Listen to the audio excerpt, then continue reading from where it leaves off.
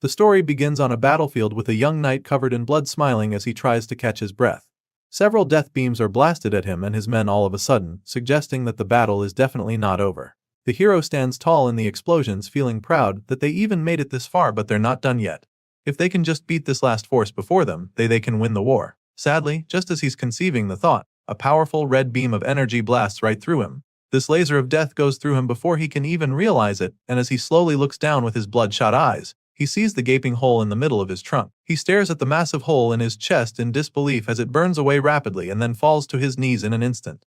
At that moment, he finally comes to terms with what just happened and the reality dawns on him. It's a fatal blow and there's sadly no coming out of this one, so the hero falls flat on his face and surrenders to death just like his comrades, whose corpses are now scattered all over the battlefield. In his final moments, he lies in a huge pool of his own blood and realizes that his story will end with him not being able to do anything. Just thinking about it drains him even more, and as there's nothing he can do now, he just remains still, allowing his life to flash before his eyes. So, how did this promising young warrior end up in this tragic situation? Well, it all started one day when an unknown threat suddenly appeared in their world and destroyed an entire continent. The one responsible for this calamity became known as the Liquidator, the archenemy of mankind.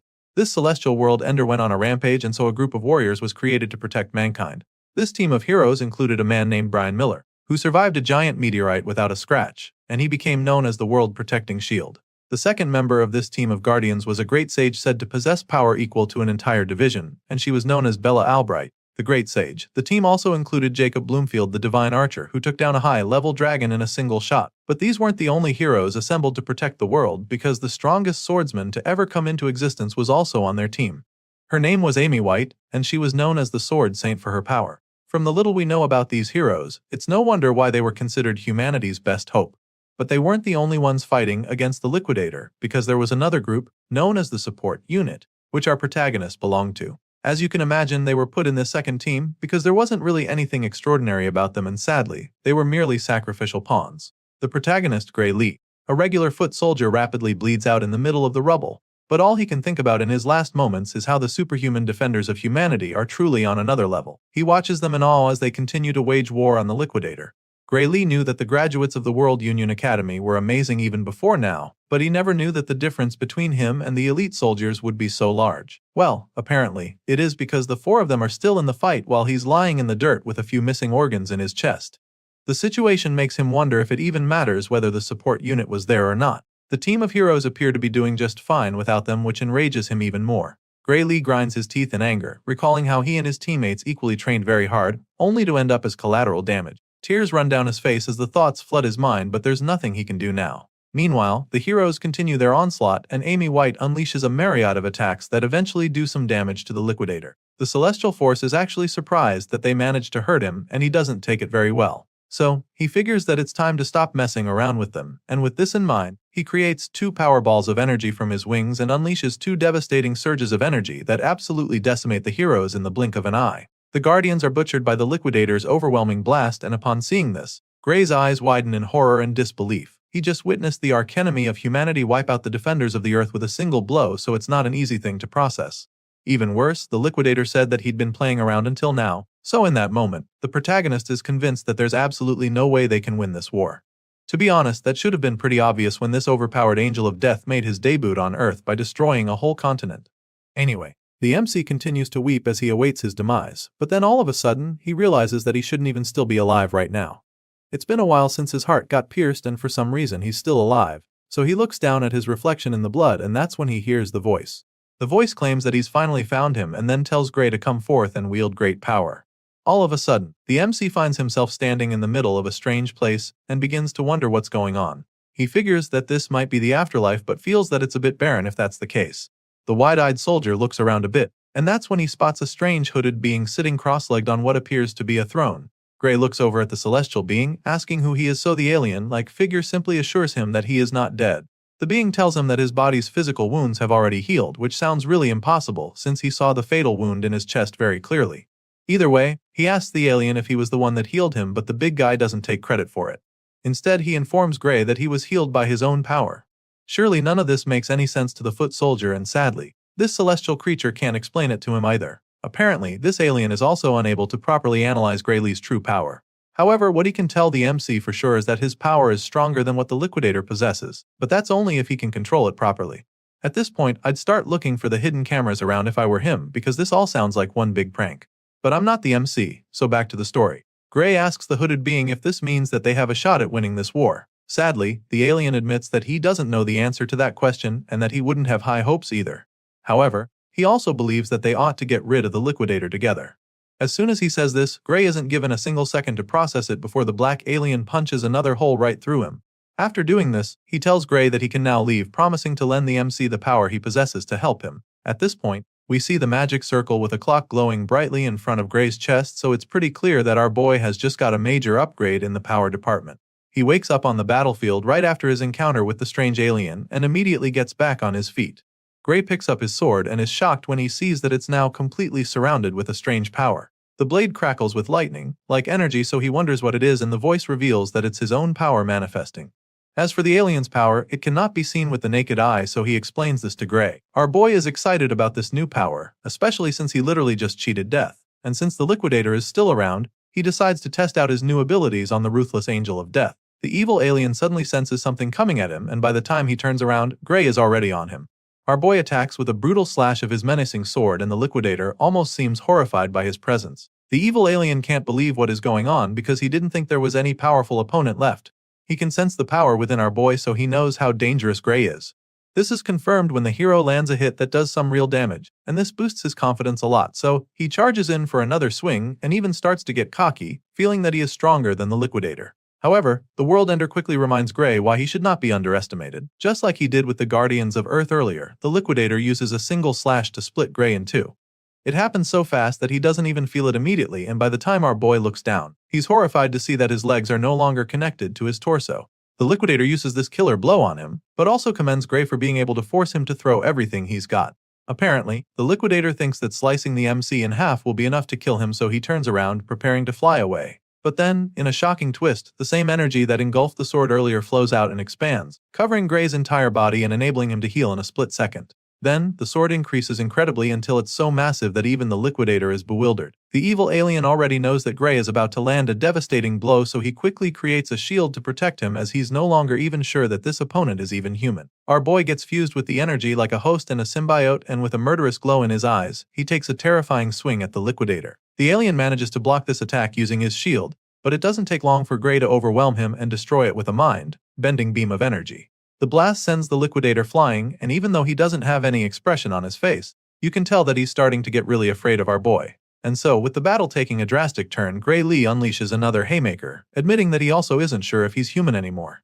Despite Gray Lee's ferocious strike, when the dust clears, he finds that the Liquidator is still very much in the fight.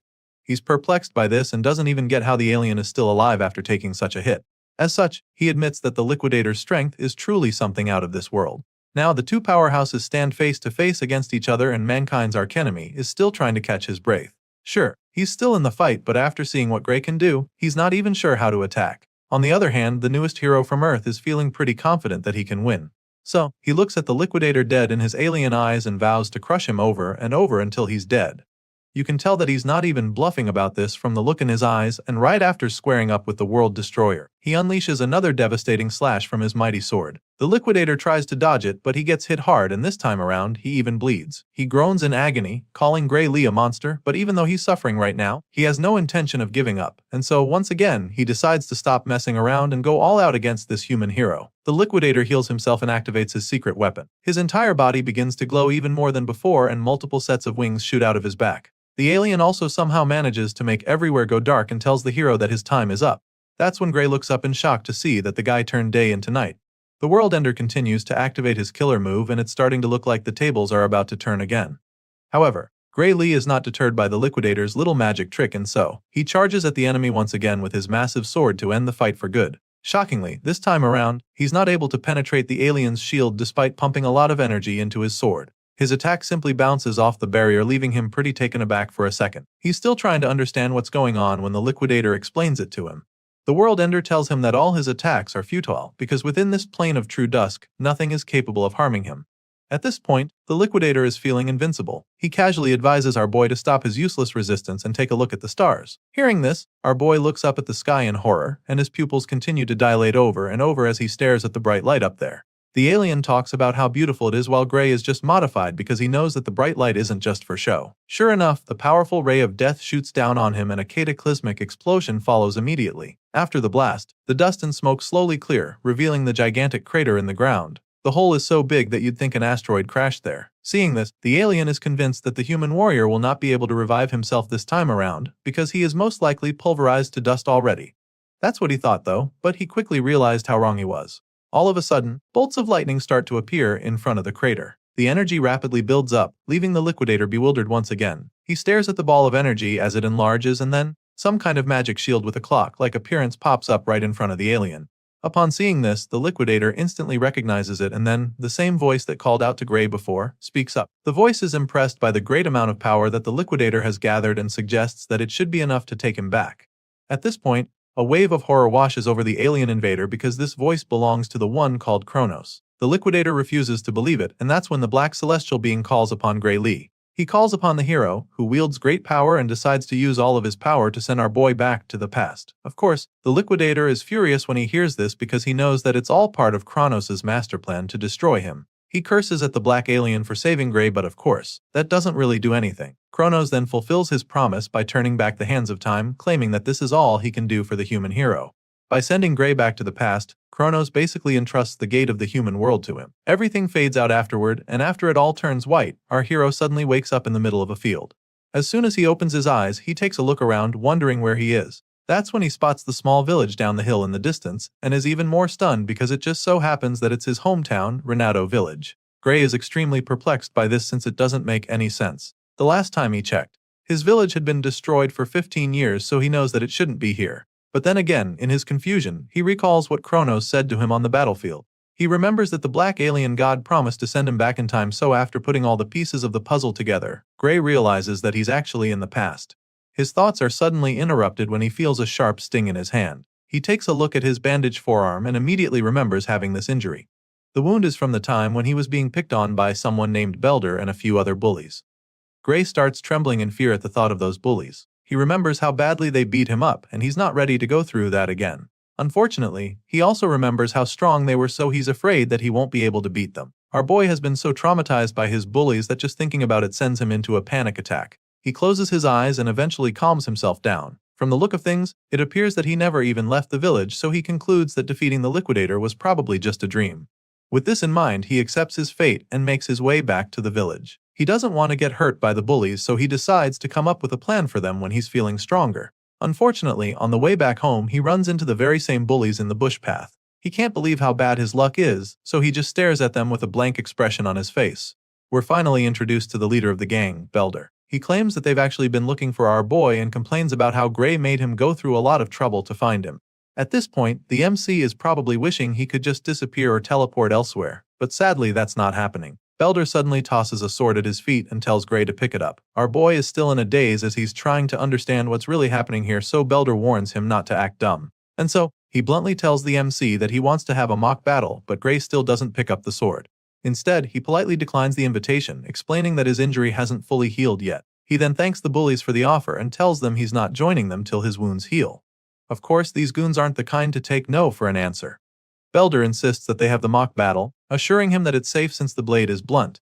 They start moving closer to him like a pack of wolves around injured prey, but Gray refuses to pick the sword. He insists that a blade is still a big chunk of iron no matter how blunt it is, and that it can still be very dangerous, but Belder finally runs out of patience. The bully gets fed up and tells Gray to shut up, claiming that he has no right to say no to him. He makes this clear to our boy and then tells him that he's free to fight without a weapon if he doesn't like swords. Before Gray can even process this, Belder charges at him with his blade, and it actually baffles him because the guy doesn't even mind attacking him when he's unarmed. What the hell happened to this being a mock battle? It's pretty clear now that there's no running from this, so Gray decides that it's time to get his head in the game. Before he was sent back, a former military doctor gave him a piece of advice. It turns out that the reason for Gray's lack of improvement in his swordsmanship was due to an injury he sustained as a child. Thinking about it now, the MC realizes that this might actually be where his life as a loser began. Belder speeds toward him like a runaway train, and just as he's about to land the hit, our boy somehow manages to dodge it by reflex. He's even shocked that he managed to evade a hit and begins to wonder if Belder's strikes were always this slow. Enraged by the first miss, Belder goes on for another swing, only for Gray to dodge it yet again. After avoiding getting hit for the third time in a row, our boy finally realizes that Belder isn't slow. The bully also starts getting frustrated by the fact that he can't even land a single hit, so he curses at Gray in annoyance. Unfortunately, his anger can't even help him now because he just misses yet again, and so our boy realizes that he's actually the one who's gotten faster. The other bullies are stunned when they see how fast the guy is all of a sudden. It's as if he's a completely different person now, so they all watch in amazement as he makes a fool out of Belder. After dodging everything the guy threw at him, our boy finally decides to pick up the sword. He may not have his old body anymore, but he still has the memories of the battles he has fought. Gray bends down to pick the sword and Belder takes the chance to charge at him from behind. Unfortunately for him, Gray casually deflects him with a single swing of his own sword. He sends the bully flying with this strike, and he's even surprised that one nonchalant strike was enough to throw his almighty bully off his feet. Right now, the guy is starting to look a lot like an amateur, so he's starting to think it wouldn't be fair for him to fight him. But then again, he remembers everything that Belder's gang put him through, so he decides that the ringleader doesn't even deserve his pity. After all, it's these same pieces of trash who tormented him because he couldn't fight. Thankfully, that's not the case anymore, so he's more than happy to flex his new skills. He uses another effortless swing to disarm Belder, and after seeing how easily the sword left his hand, he realizes that the bully is actually worse than an amateur. Gray suggests that Belder hasn't been trained on how to receive a blow from a sword. This doesn't matter though. After all, these bullies were the same ones who taught him it's totally safe to beat someone with a sword as long as its blade has been dulled. And so our boy takes a big swing of the so-called blunt sword, and it still somehow manages to cut Belder's body open. The guy's eyes widen in horror as the blood from his shoulder splashes all over his face. He's in utter disbelief, but what's more is the severe pain. He suffers so much that he's forced down to his knees. Belder shouts in pain while Gray Lee just freezes in shock because he's equally stunned by what just happened. The blade was supposed to be dulled, so he doesn't get how it still managed to cut the troublemaker. In his confusion, he takes another look at the blade to check if it's really the case, and he confirms that it is actually blunt. As such, Gray realizes that he might have even killed Belder with that slash if he had actually given him a sharp sword. Our boy panics for a second, knowing that he could have killed these kids, but then again, they're the same meatheads who made his life at the village miserable. So, he decides to beat Belder up with the flat surface of the blade instead. This way, he can keep the sword blunt while getting his revenge. He whacks the bully in the face with it, sending him to the ground once again.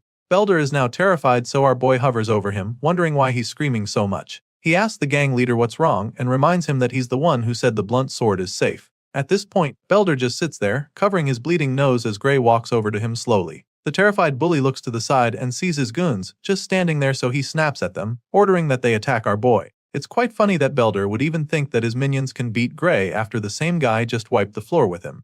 As you can imagine, they're reluctant to even go near him, seeing how strong he's gotten all of a sudden, but they eventually agree to go at him together, thinking they can overpower him this way. The troublemakers charge at our boy at the same time, and Gray just feels sorry for them. He's surprised that they're dumb enough to come at him for another round after what he just did to their leader, but of course, he has no choice but to beat them up too. Belder furiously orders them to kill our boy, as they attack him from all alongs, and this just pisses the MC off. He was going to overlook their misbehavior this time around, but since they clearly all want a taste of his new skills, he decides to show them what he can do. A few moments later, Belder and his goons are all on their knees with swollen faces. They've been so badly beaten that there's steam coming off their bodies and looking at them now. Gray is baffled that these are the same guys he's been so scared of. He remembers that these guys are the ones from the Saria swordsmanship dojo, so he asks to confirm if that's the case, and Belder explains that he's kinda correct. Apparently, they felt like they had gotten strong enough, so they haven't been going to the dojo lately. It's pretty baffling for Gray when he hears them say this, because he can't believe that their current level can be considered strong enough.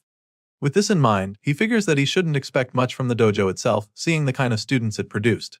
However, he still believes that it might be useful to him, and so he asks them to introduce him to this dojo they attend.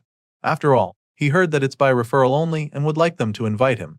For some reason, Belder is not really excited to bring Gray in because he'll be too embarrassed if he told his master that he lost a sword fight. He suggests that our boy find someone else to invite him, but he's in no mood to be denied.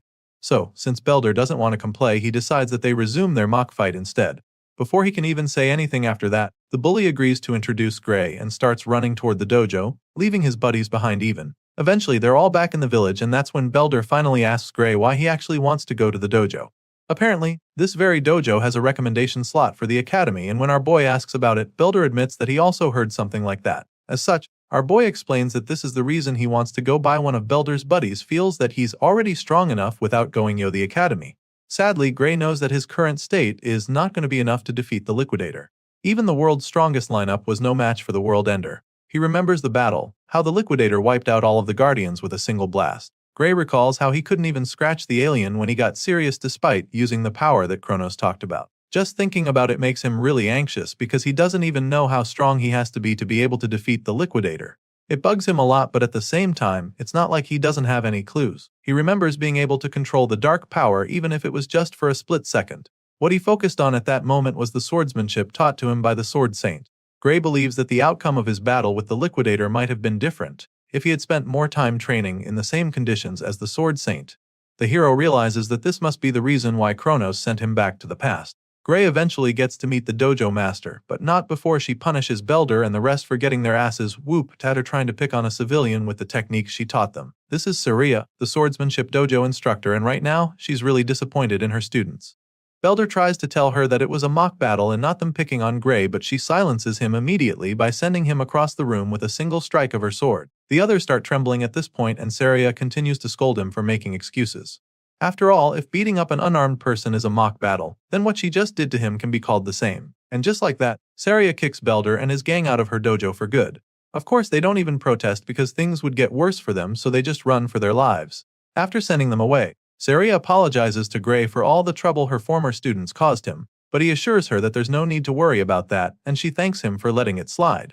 Once that's out of the way, she goes straight to the point, asking if he wants to get recommended to the academy. When he affirms this, she explains that she needs to confirm his abilities before she can do that. Gray understands this perfectly, so he braces himself for the test to come. Saria tells him that he's free to have the first move and encourages him to come at him whenever he's ready. Sure enough, the hero charges at her in a flash with several powerful slashes that actually surprise the dojo master. She can tell that his swordsmanship is quite practical for his age, and it's as if he's been through countless battles before from the way he's moving. Saria tries to counter a follow-up strike, but Gray just slips under and goes in from the side with blazing speed, which makes her certain that Belder and the others are no match for him. To her, Gray's style is mostly self-taught, but in the middle of each move, she gets a glimpse of swordplay that was taught at the academy, so it makes her wonder if someone there taught him. What she knows for sure is that he's a diamond in the rough with a lot of talent.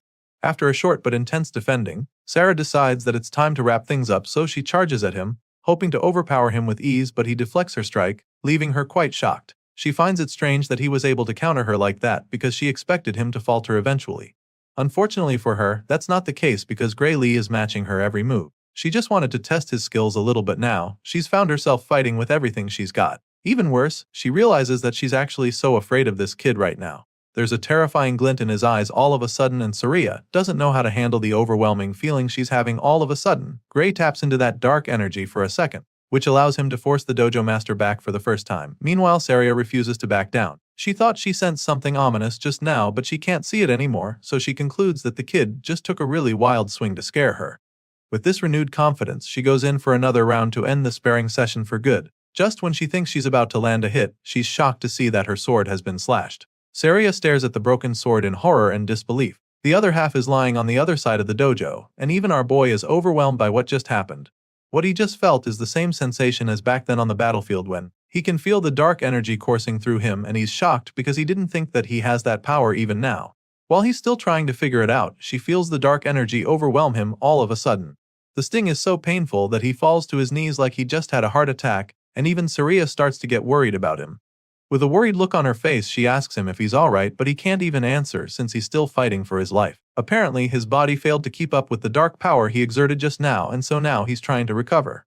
After a few seconds, the pain subsides and he's able to get back on his feet, so he tells her that he's okay. He could barely stand a few moments ago, so after that experience, he realizes that he shouldn't use this power carelessly. Unfamiliar with this situation, Gray wonders if it would be a good idea to tell Saria about his power. But after seeing the puzzled and judgmental look on her face, he decides that it's best not to bother.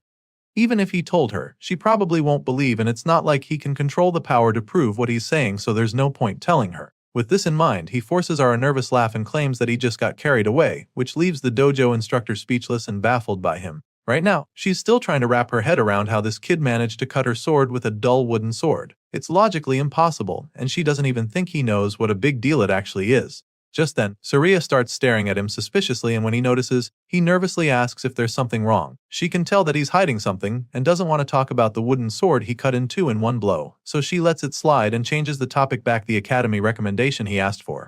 Gray confirms this once more, claiming that he hears she could give him one.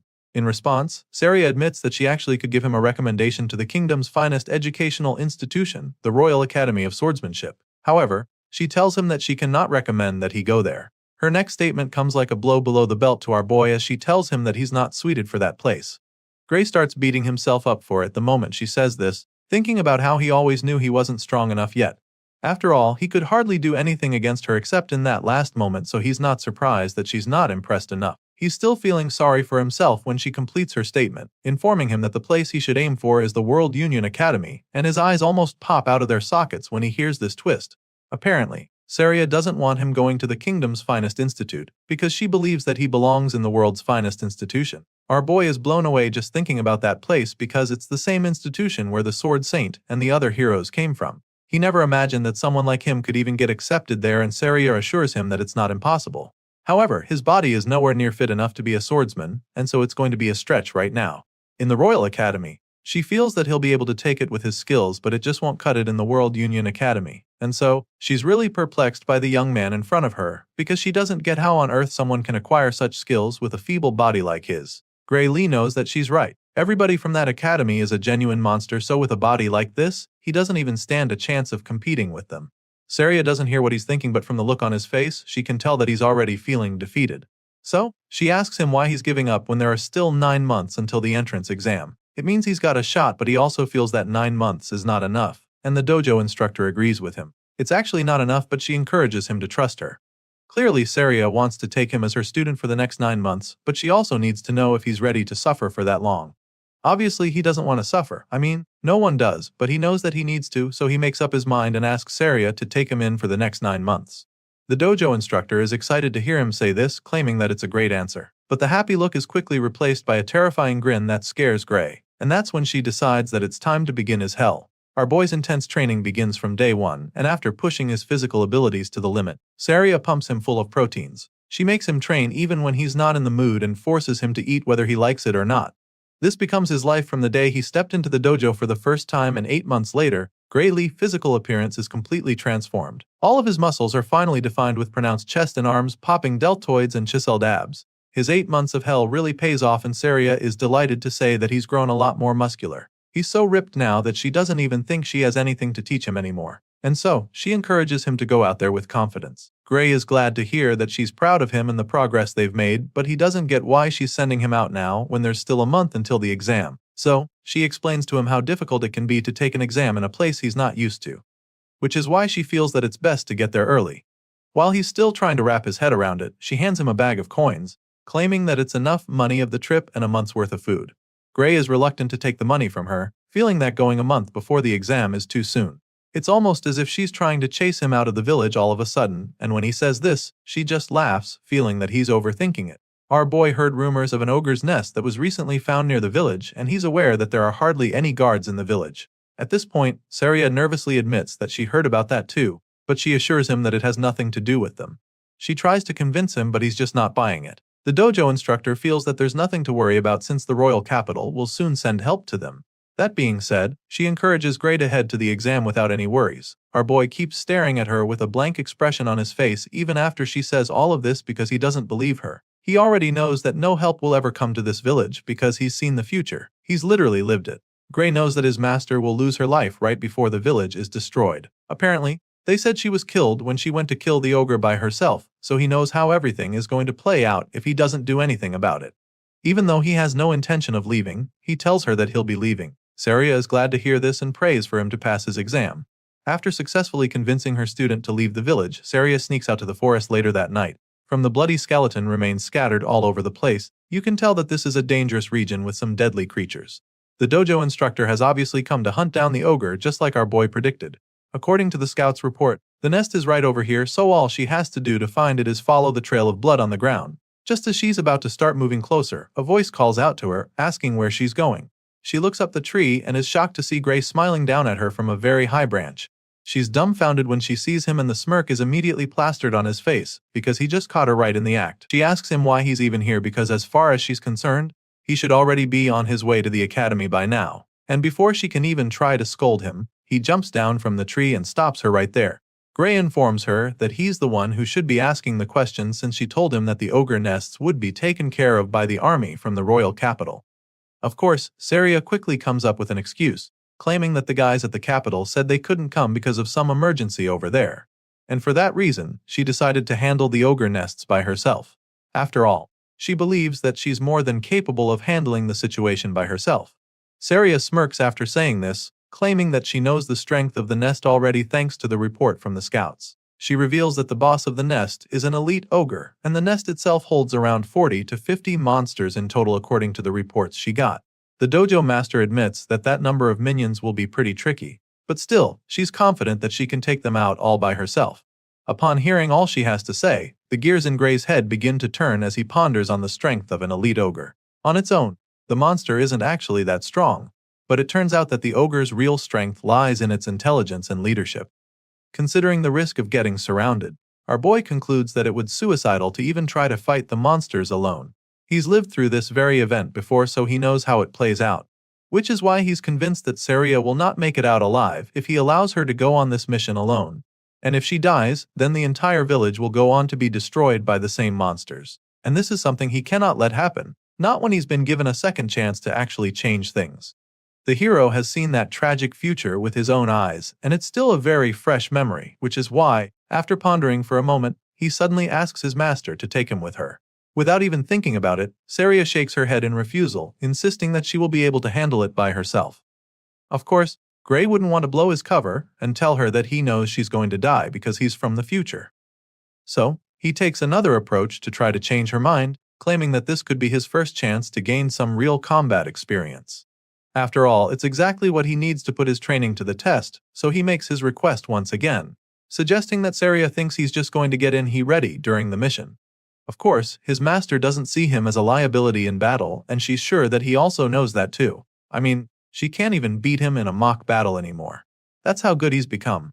However, she also makes it clear to him that nobody knows what might happen in a real fight, especially when it's a monster's nest that suddenly formed like the one they're faced with. For a dangerous job like this, the dojo master believes that it's best for him to wait until he has a bit more experience in real fights that are less risky. At this point, Gray is starting to feel pretty defeated because he really thought he was going to change her mind. Sadly, she insists on going alone, so he's forced to his last option. He suddenly tells her that he has an idea, and this gets her pretty curious immediately, and that's when he challenges her to a fight out of the blue. Apparently, this plan involves him knocking her out cold so he can deal with the ogre by himself. He informs Saria of his intentions as he points his sword at her face. The white-haired master just smiles as she tries to process what the hell he just told her. She stands still for a couple seconds, probably thinking he would rethink his decision, but Gray stands his ground and keeps the tip of his sword inches away from her face. At this point, it's pretty clear that she can't get him to go away, and she doesn't actually want to fight him, so she just shuts her eyes and surrenders. Saria agrees to take him along but makes him promise her that he'll come back alive no matter what. Upon hearing these words, our boy finally lowers his blade and then assures her that he definitely plans to come back from this mission. So he makes Saria promise him the same thing, pleading with her to not die in the ogre's nest, and of course, she's very confident that it's not going to happen. Once on the same page, the master and student follow the trail of blood leading to the ogre's nest and officially begin the hunt. Soon, they arrive close to a valley, and from afar, they notice that the terrain leaves no room for escape. If they go in, they can easily get trapped and slaughtered, but Saria is more concerned about the monsters in there. She claims that the minions have a lot of confidence building their best in this kind of location, so Gray quickly reminds her that they won't be able to escape either. He senses that his master might be getting a little cocky, so he also points out the fact that they're up against intelligent monsters and not just dumb beasts. As such, he suggests that it's better to be more cautious with their approach, and Saria agrees with him. The two hide behind a big rock and quietly scan the tent from afar. After looking around for a bit, they still can't pick out the boss anywhere, so Saria suggests that it's probably in one of the tents. As far as she's concerned, that's a good thing, because at least they can quickly take out some of the minions and reduce the number before the boss comes out. With this in mind, she tells Gray to take out the enemies one side while she attacks from the other side. At the moment, the monsters still have no idea that they're about to be ambushed, so they're still going about their business. Saria and Gray Lee take out their weapons and spring into action. The first monster to be unalived sees the white-haired swordmaster coming at him, but before he can react, she takes his head right off with a single slash. Well, this first attack alerts the others, so all their hopes of being stealthy are instantly dashed. The horde of red-eyed ogres roar at the two swordsmen, but of course, they're no match for our boy. Without even tapping into his dark powers, Gray casually slices through the monsters with ease like a cold-hearted butcher. He dismembers the ogres with lightning-fast strikes, and his master also finds it's pretty easy to take out all the monsters on her side. And so, after only a few minutes, the nest is filled with bloody ogre corpses scattered around.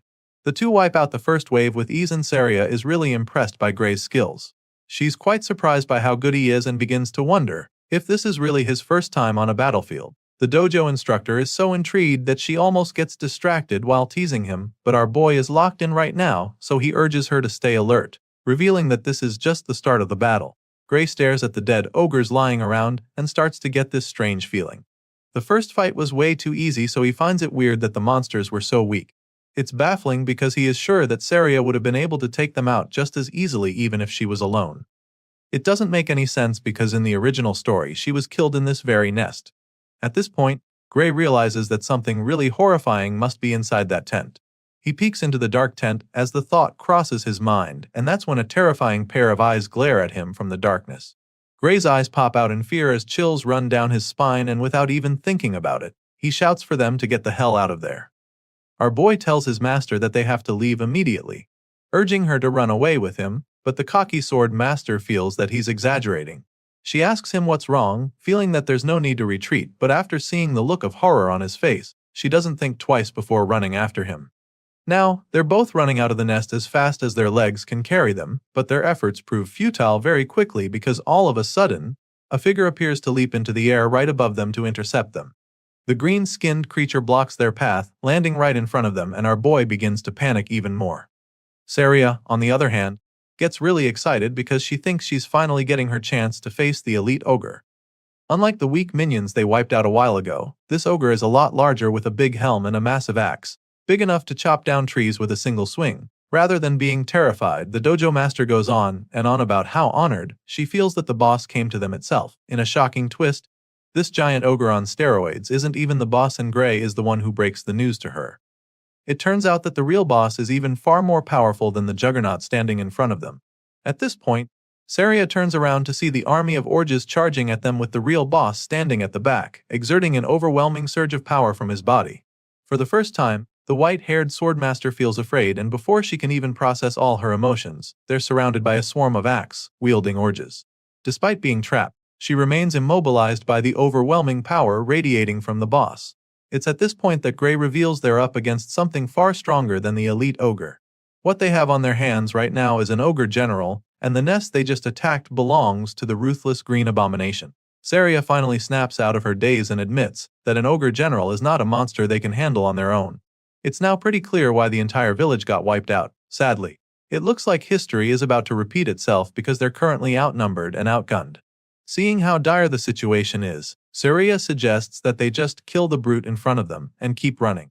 Without any hesitation, she desperately charges at the helmed ogre with her sword, hoping to quickly finish him off, but the guy is no pushover either. He blocks the first strikes, which surprises Saria, but she goes again and is able to land a hit on his shoulder.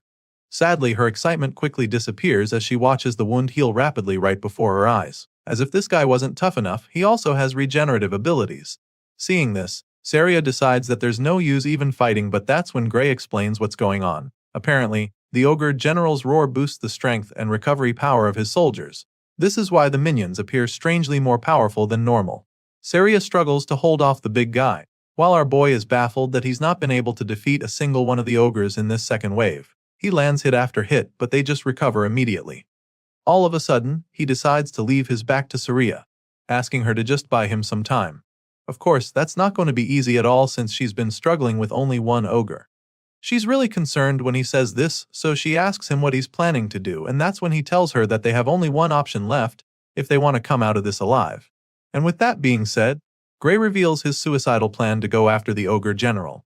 Our boy knows that the source of their power is the elite boss of the nest, so he decides to go after it. He slashes his way through the sea of ogres, but they just keep coming back to try to flank him, which just annoys him even more. He has his sights locked on the target, so for now, he just needs to focus on wiping out all the enemies in front of him to clear the path. Sadly, that's exactly when he comes face to face with an ogre that shatters his sword with a big axe. Gray is dazed when this happens and spends a moment staring at the short piece that's left of his blade. It's clear now that his sword can't withstand fighting a strengthened ogre, which is a really bad sign since he intends to face the ogre general soon. He quickly gets his head back in the game and dodges a mighty strike just in time. And while he's still in the air, he takes out his spare sword. He's lucky to have one, but he knows that it's just a matter of time before this one gets broken too. As if she was reading his mind, Saria suddenly tosses her spare sword to him so he can have two. He thanks her as he catches the second blade with ease, but even though he has two swords now, he knows that they're still not enough to wipe out all the enemies. However, it's all he's got, so he's determined to make it count, since all he has to do now is wipe out the ogres in his way and take out the general. With this renewed sense of hope, our boy runs through the wave of orges standing in his way like a bolt of lightning. He moves so fast that some of them don't even see him coming, but in the process, he takes a few hits and even gets slashed in the face. Still, this doesn't deter him as he pushes on relentlessly through the horde of bloodthirsty monsters. The general notices the hero getting close, so he lets out another powerful roar to strengthen his soldiers even more. This is a twist that our boy didn't see coming at all, because he didn't even think these ogres could get any stronger. Sadly, they're mutated in a flash and the fight becomes several times more difficult. He's no longer able to push through, and at this rate, it's only a matter of time before he and his swords are crushed. Gray realizes that the general saw right through his plan, which makes him admit that the boss is truly very intelligent. It's obvious now that the boss's high intellect isn't just for show. Our boy continues to struggle in the fight, and he almost gets squashed but quickly gets out of the way and regains his footing. He creates some distance between himself and the monsters and decides to change his approach. He doesn't have the time or the power to deal with these minions anymore, so he attempts to run past them without actually fighting them, but this plan is quickly thwarted when one of the ogres suddenly tackles him like an NFL linebacker. The hero suddenly finds himself immobilized as the monster refuses to let go, and as if that's not enough, an even bigger ogre comes around with a massive axe to split him in two. Thankfully, he's able to use his tackler as a shield to save himself from the first strike, but then, he's forced to defend himself against the sheer might of the subsequent blows.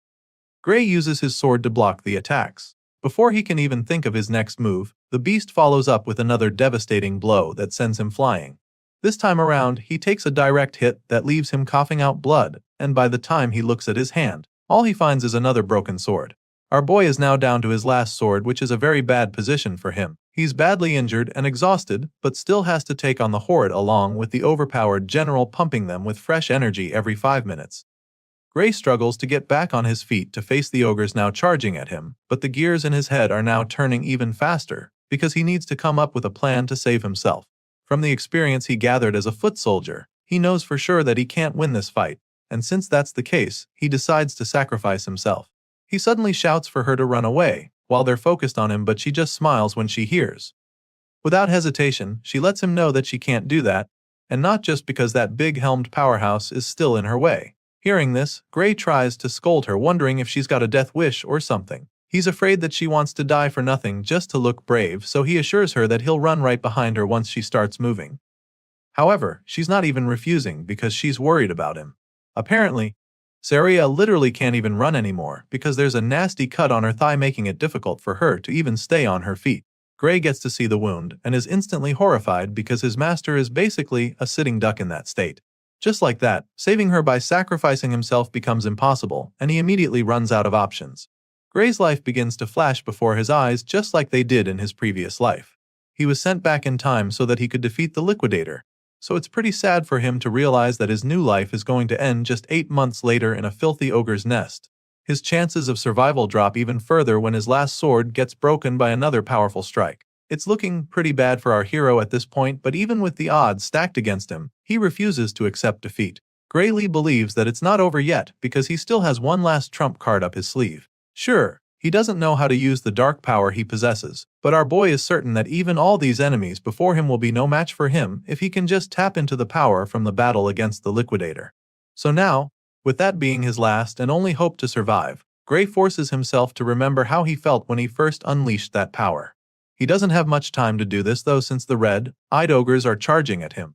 Our hero closes his eyes to focus so he can remember the sensation from that time, and while doing this, he points his broken sword at the enemies, hopeful that the dark power would transform it into a deadly weapon in no time. Sure enough, our boy manages to activate the power in the nick of time. Just when he's about to be smashed by the monsters, his broken sword comes to life with the dark power, allowing him to destroy the ogres before him permanently. Saria is very shocked when she sees this, and she's already pretty worried, but before she can freak out, Gray turns to her with half of his face consumed by the dark energy. And then, he smiles at her, assuring her that everything is alright. Our boy's not kidding, and we're able to see why he just said that. Gray is now a lot more powerful than he was a few moments ago, which is why he's able to casually wipe out the horde of the ogres in front of him. Apparently, these strikes are so potent that the ogres are unable to recover from them, and even though the general starts to take some damage as well.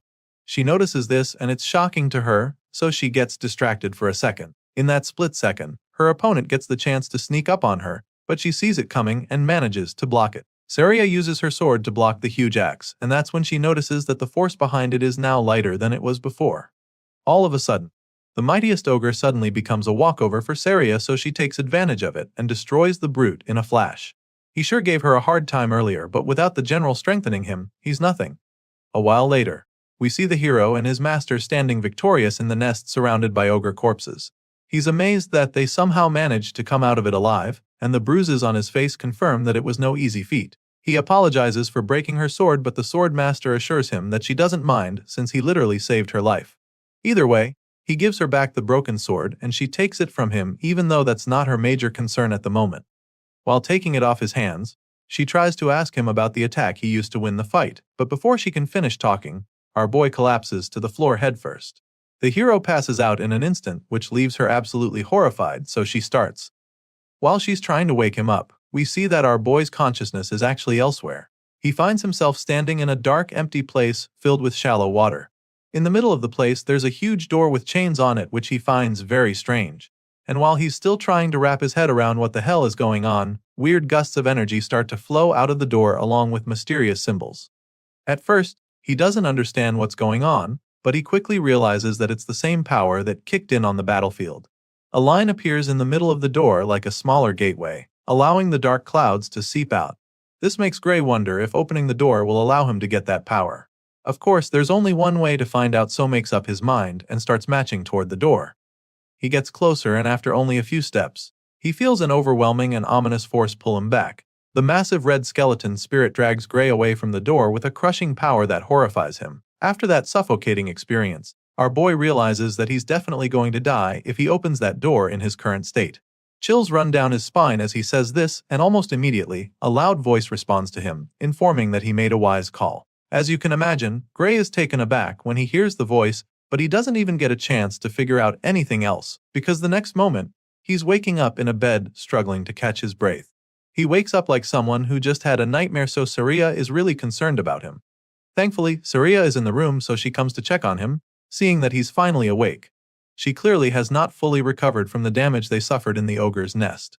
At the same time, our boy is pretty confused, so he asks where he is, and that's when she informs him that he's been unconscious for 5 days. As such, she was even afraid that he wasn't going to wake up anymore. Our boy is still pretty surprised that he's been asleep for the last 5 days, so he figures that it's due to the fact that he must have pushed himself pretty hard. It clearly took a toll on his body, and the Swordmaster agrees with him, even though she feels that he did a lot more than pushing himself pretty hard. Anyway, she's concerned about his condition, wondering what the state of his body is. She asks him if he can move, and since he also does know the answer, he decides to give it a try. Sadly, Gray suddenly realizes that he can't move his right arm at all. He can't muster any strength in it, and even though he knows he can move a bit, he's afraid that he might not be able to hold a sword with it. As if that's not bad enough, he also notices a weird bruise on his bandaged arm with dark energy spreading. Saria notices that he's struggling with it, so she asks him about it. Hearing this, Gray is a little surprised, because it means that she can't see the dark tattoo, like bruise on his arm. Since that's the case, he simply admits that he can't put any strength into his dominant arm. Apparently, the Swordmaster isn't actually surprised to hear this. It's just as she thought, and so she also knows that it won't heal back to normal anytime soon. After all the bones in his right arm are in pieces. Clearly, the hero didn't know about this, especially since it doesn't even seem hurt at all from the outside. He explains this, and that's when she tells him that they've already treated it with a magic potion. For some reason, our boy doesn't like the sound of that at all. He stares at the empty potion bottle in shock and panic, because the last time he checked, such things were extremely expensive. However, his master assures him that he shouldn't worry about it, because the village chief was the one who gave it to them. He's shocked to hear this too, because he can't even wrap his head around why the chief would give a potion to someone like him. The moment he says this, she sounds baffled that he'd talk like that, and that's when she informs him that he's literally the hero of the village. Of course, this doesn't even make any sense to him, so he just stares at her in bemusement. He's still processing what she just said when someone bursts into the room, asking for him. He recognizes the loud voice, so he immediately jolts up from the bed to greet the village chief. He nervously tries to start thanking the man for the magic potion, but the chief cuts him off, stating that they're the ones who should be thanking him. He helped them kill a freaking ogre general, the same monster that couldn't be scratched even after rally the forces from the surrounding town gathered to fight it. The chief is certain that the entire village would have been destroyed if Gray hadn't killed the monster, and he's not wrong. So once again, he thanks our boy for his help and places the potion bottle back in his hands. After all, if it wasn't for him and Saria, nothing would be here right now, not the village, not the people, and not even the potion itself. The hero tries to be all modest about it, suggesting that the chief is exaggerating, but the man claims that he all knows he's just stating things as they are. Upon hearing these words and after seeing the look in the man's eyes, Gray realizes that the chief is probably right. In the world before he was sent back in time, this village was supposed to have been destroyed by the ogre's attack. So, indeed, if it wasn't for him, they wouldn't be standing here right now. Seeing how puzzled Gray looks, the chief offers to explain in great detail to him what he's done if he still doesn't realize its significance. Moving on from that, he asks our boy if he's really going to take the entrance exam at the World Union Academy. It turns out that our boy had forgotten all about the one thing that made him train hard for the past 8 months. So, when the chief brings it up, it's like a dagger to the heart because he realizes how much he's messed things up. He went after the ogres just over a week to the entrance exam, and he's been asleep for the past 5 days in this infirmary, which means that he only has 2 days left till the main exam. Getting to the World Union Academy alone takes 3 days on foot, so walking there is no longer even an option. He could get there in a day on horse, but he doesn't have that kind of money, and so he summons the courage to ask the chief to lend him a horse for his trip. Surprisingly, the man already knew he'd make this request, which is why he had already prepared the best horse in the whole village for Gray in advance. The chief believes that our boy should be able to get to the academy in no time with the legs on that horse. While the man is busy bragging about his pet, Saria tells the hero that they would have carried him to the exam in his sleep, even if he hadn't woken up today. After a while, our boy gathers enough strength to stand, so he walks to the door, and as soon as he goes outside, he's greeted with a huge crowd of villagers thanking him and wishing him success in his exams. They're all grateful to him for saving the village, and while most of them are holding up posters, one guy walks up to him with a sack as a gift. Gray asks what it is, and the man claims that it's something the whole village chipped in for him. Apparently, they heard that it costs a lot to apply to the World Union Academy, so they came together to raise the funds for him.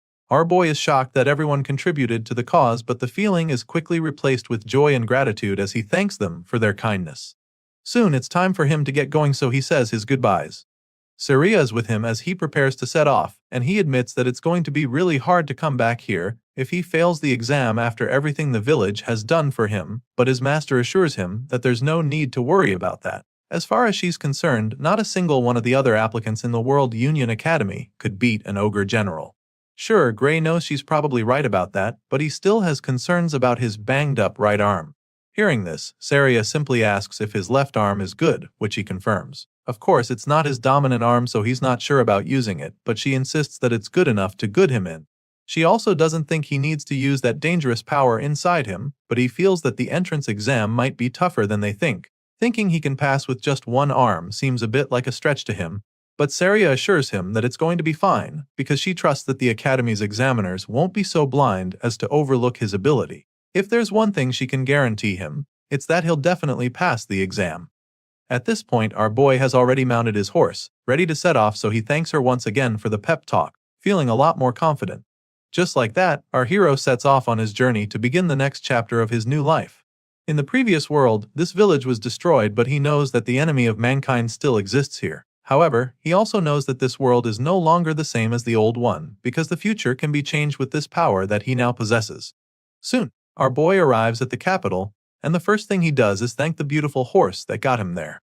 He's only been in the city for a short while, but he can already spot the amazing structure that is the World Union Academy. Despite how expensive it is to apply here, the place is absolutely swarming with potential applications. There's a sea of people gathered in the World Union Academy, and every single one of them dreams to become a hero. Over the speaker, they're informed that the distribution of exam tickets will begin shortly. Until the process is completed, all applicants are instructed to remain inside the central arena. Among the crowd, some people start chatting about how competitive this academy is. Apparently, out of the thousands gathered in this arena, only 20 of them will be accepted into the World Union Academy. That's the rumor going around, and our boy quietly listens to the guys spreading them, but some people heard that the number of admitted students changed yearly. Some years, they accept up to 50 candidates, and other years, only one person makes it. Just then, Professor Ariel is called upon to address the applicants, so the red-haired lady with a monocle appears on the platform. She gets straight to distributing the exam tickets to everyone in the arena, but she does it in a flash with the snap of her fingers. Just like that, the papers appear right in front of all the applicants. Like everyone else there, our boy is pretty impressed when the ticket appears right in front of him from a flash of flames. He grabs the paper and reads the content to discover that his candidate number 513, and he also learns that he'll be taking the fencing course. Everyone has their own ticket, and our boy will have to take the exam that requires most people to have the bones in their dominant arm to not be shattered. Professor Aries knows that some of them might be surprised by the format for the exam, but she assures them that this is how it is every year. She goes on to explain that the World Union Academy does not discriminate based on age, gender, nationality, status, or anything else. Not even their names are of any significance here. The professor makes this clear to the applicants, stating that only those who pass the exam and earn the right to cross the bridge will be asked for their names. Meanwhile, our boy is still baffled by the fact that he's taking the fencing course when he literally left his sword at the inn. He doesn't get what kind of system this is, so he's pretty hung up on it. While he's busy racking his brain, the professor reveals that she assigned their courses according to how they look. And so, she asks those who feel he was wrong about it to raise their hands. Many of the students find it hard to believe that she picked their courses just by looking at them, because there are literally thousands of them. Judging by their reactions, along with the lack of raised hands, it's pretty clear that the lady got their courses right. Still, many of them believe that there's foul play. To them, the academy either checked them beforehand or she used magic to read their minds. After confirming that she didn't miss anybody's course, Professor Ariel states that she'll be announcing their exam schedules next. As such, he asks them to check their tickets for the next update. Of course, all the applicants check their tickets, including Gray Lee, who finds out that his exam will be on the first day at 11 a.m. As you can imagine, he's not really excited to see that he's up on the first day, because he was hoping for a little more time to let his arm heal. Sadly, that's not the case. The professor goes on to pile on the pressure, announcing that this is a one-shot practical exam.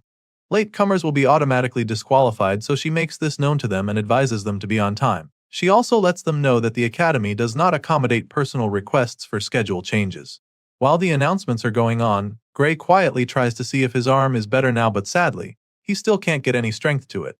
So now, all he can do is pray that it heals by morning, even if it's only a little, because otherwise he'll have no choice but to fight with his left arm. Unfortunately, the next day, our hero wakes up and is immediately frustrated because his injured arm didn't even heal at all. Now, he has no choice but to take the exam like that because there's no option for schedule changes. Gray gets ready and heads to the exam, and when it's almost his turn, he is directed to the entrance of the arena. While waiting for his turn, he tries to calm down, reminding himself that he shouldn't be pessimistic about this right now. As he tries to maintain positive thoughts, he realizes that his left arm is still fully functional, and he can even move his right to an extent. With this in mind, he comes up with an idea. Gray concludes that he needs to use the little time he has left to watch the examiner's moves and prepare for them. Our boy believes that what he needs to do now is study his opponent and find an opening to strike. At this point, we get to see the current application in the arena.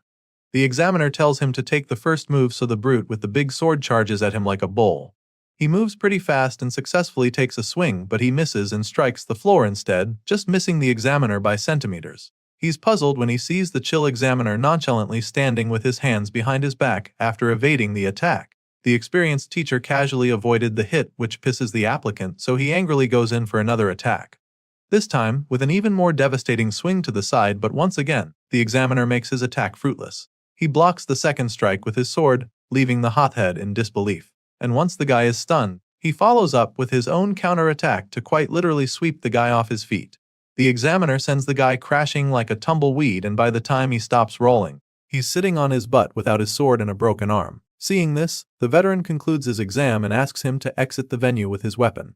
Of course, our boy witnessed everything that just happened, so a smile of acceptance creeps up on his face, because now, he knows without a shadow of a doubt that he's cooked. The examiner calls his number and he just starts walking into the arena. In his mind, all he can do now is go on stage and quietly take his L before going back home, because if that tough guy couldn't even land a hit with perfectly good arms, then what are his odds? Just like he did with the last guy, he tells Gray to make the first move. Sadly, our boy is even struggling to hold the sword properly right now. He can feel the pressure even more now, so he doesn't even think he stands a chance. Nevertheless, he's not a quitter, so he reminds himself that he still has to do whatever he can.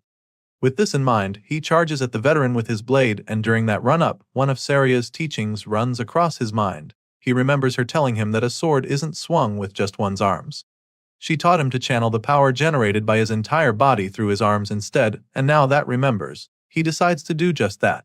Even if his right arm is powerless, he knows that he can still drive the force through his other muscles. So, he gives it a try and takes a very decent swing. The examiner dodges the strike, of course, and Gray isn't shocked, since it's not like he can fight the way he usually does. If swinging a sword without arm strength was not easy, no one would bother training their body in the first place, so he sucks it up and shoves the excuses far down below so that he can focus better. Despite being pretty much handicapped, Gray manages to force the instructor to attack him very quickly, but that is when he notices something strange. All of a sudden, the examiner's sword strike starts to look a lot slower than before. It's just like what happened with Belder, but the difference here is the insane force that comes from those apparently slow attacks. However, Gray can still tell that this man's speed and technique doesn't even come close to his master's. With this in mind, he feels that he might be able to make up for the difference in arm strength if he can just stick to the swordsmanship that he learned from her. So, that being the case, our boy goes into beast mode in the blink of an eye. He unleashes a barrage of sword slashes on the examiner, forcing the guy back faster than he would have imagined. He makes the instructor fall back a lot while trying to block the hits to the point that the man almost loses his footing. On top of that, the guy still looks very slow in Gray's eyes, so now he's starting to think that this examiner is not even nearly as strong as he thought before. In that moment, Saria's words play back in his mind as he remembers her assuring him that he would pass. So now, with the way he's dominating the examiner, he's feeling a lot more confident that he can actually do this. Our boy Gray starts to really get the upper hand in the duel, feeling a lot more confident than he was before he stepped into the arena. However, the examiner doesn't intend to lose that easily to an applicant, so he takes things up a notch and begins to attack more forcefully. The instructor unleashes a myriad of slashes, but our boy is able to block them all. Now, it's becoming clear that the difference in power is too great, even though he's already seen through his opponent's swordsmanship.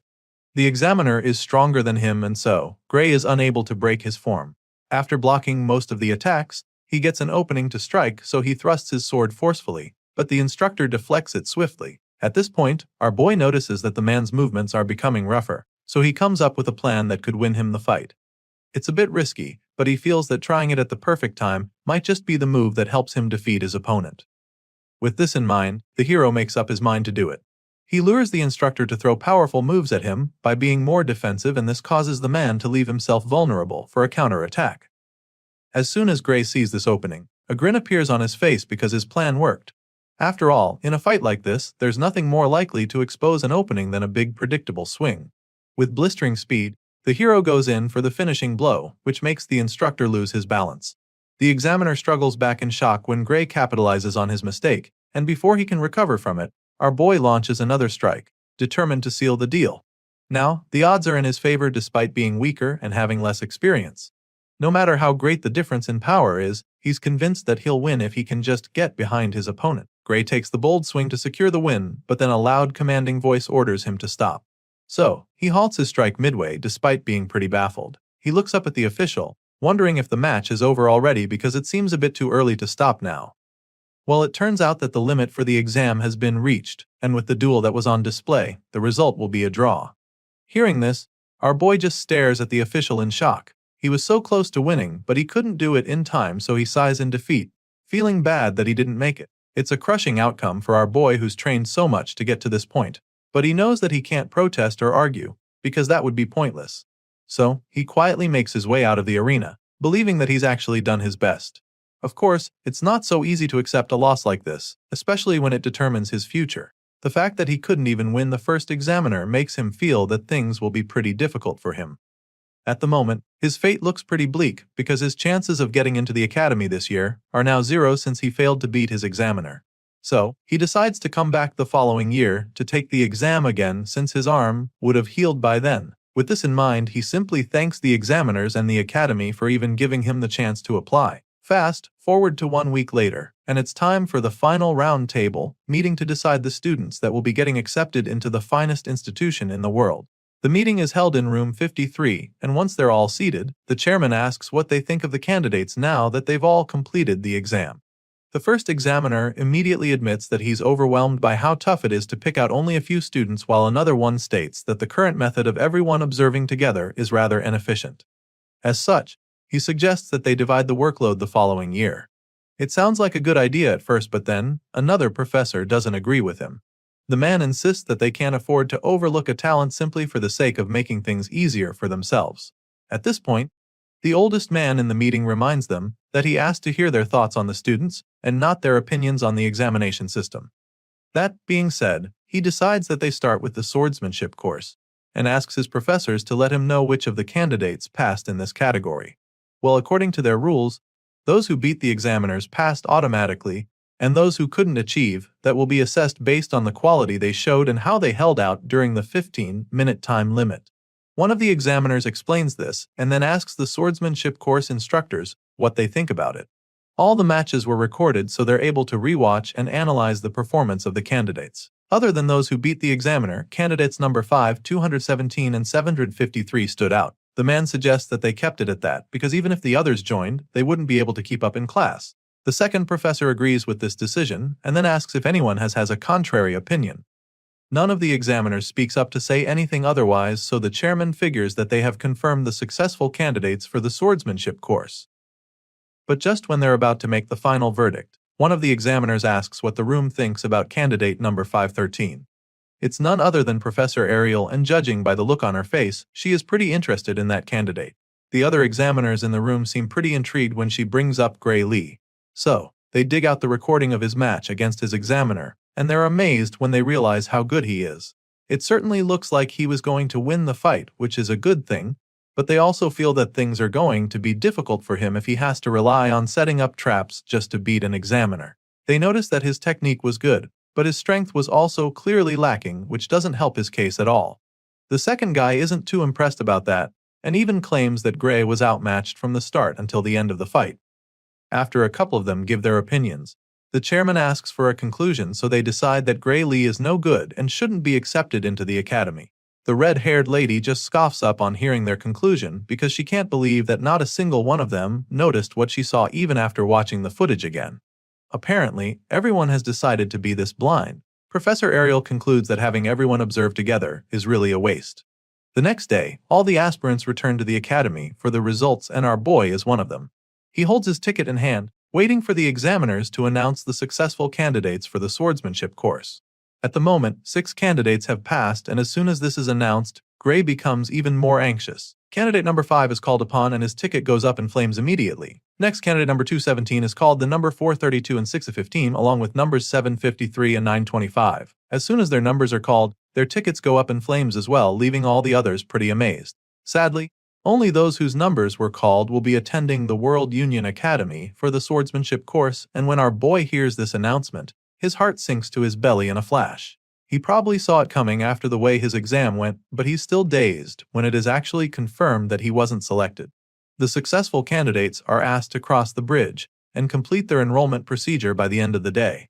Of course, those who passed the exam are really stoked about it, and their buddies are equally happy for them. On the other hand, there are many other candidates who are still brooding over their situation. While others are celebrating, Gray just stares at his ticket in disappointment, feeling that he failed after all.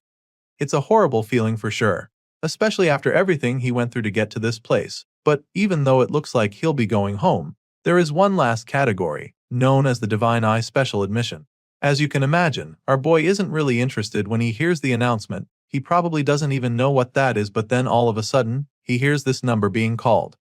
Of course, this is a big shock, but what's even more surprising is the way his ticket suddenly starts glowing with a bright blue light.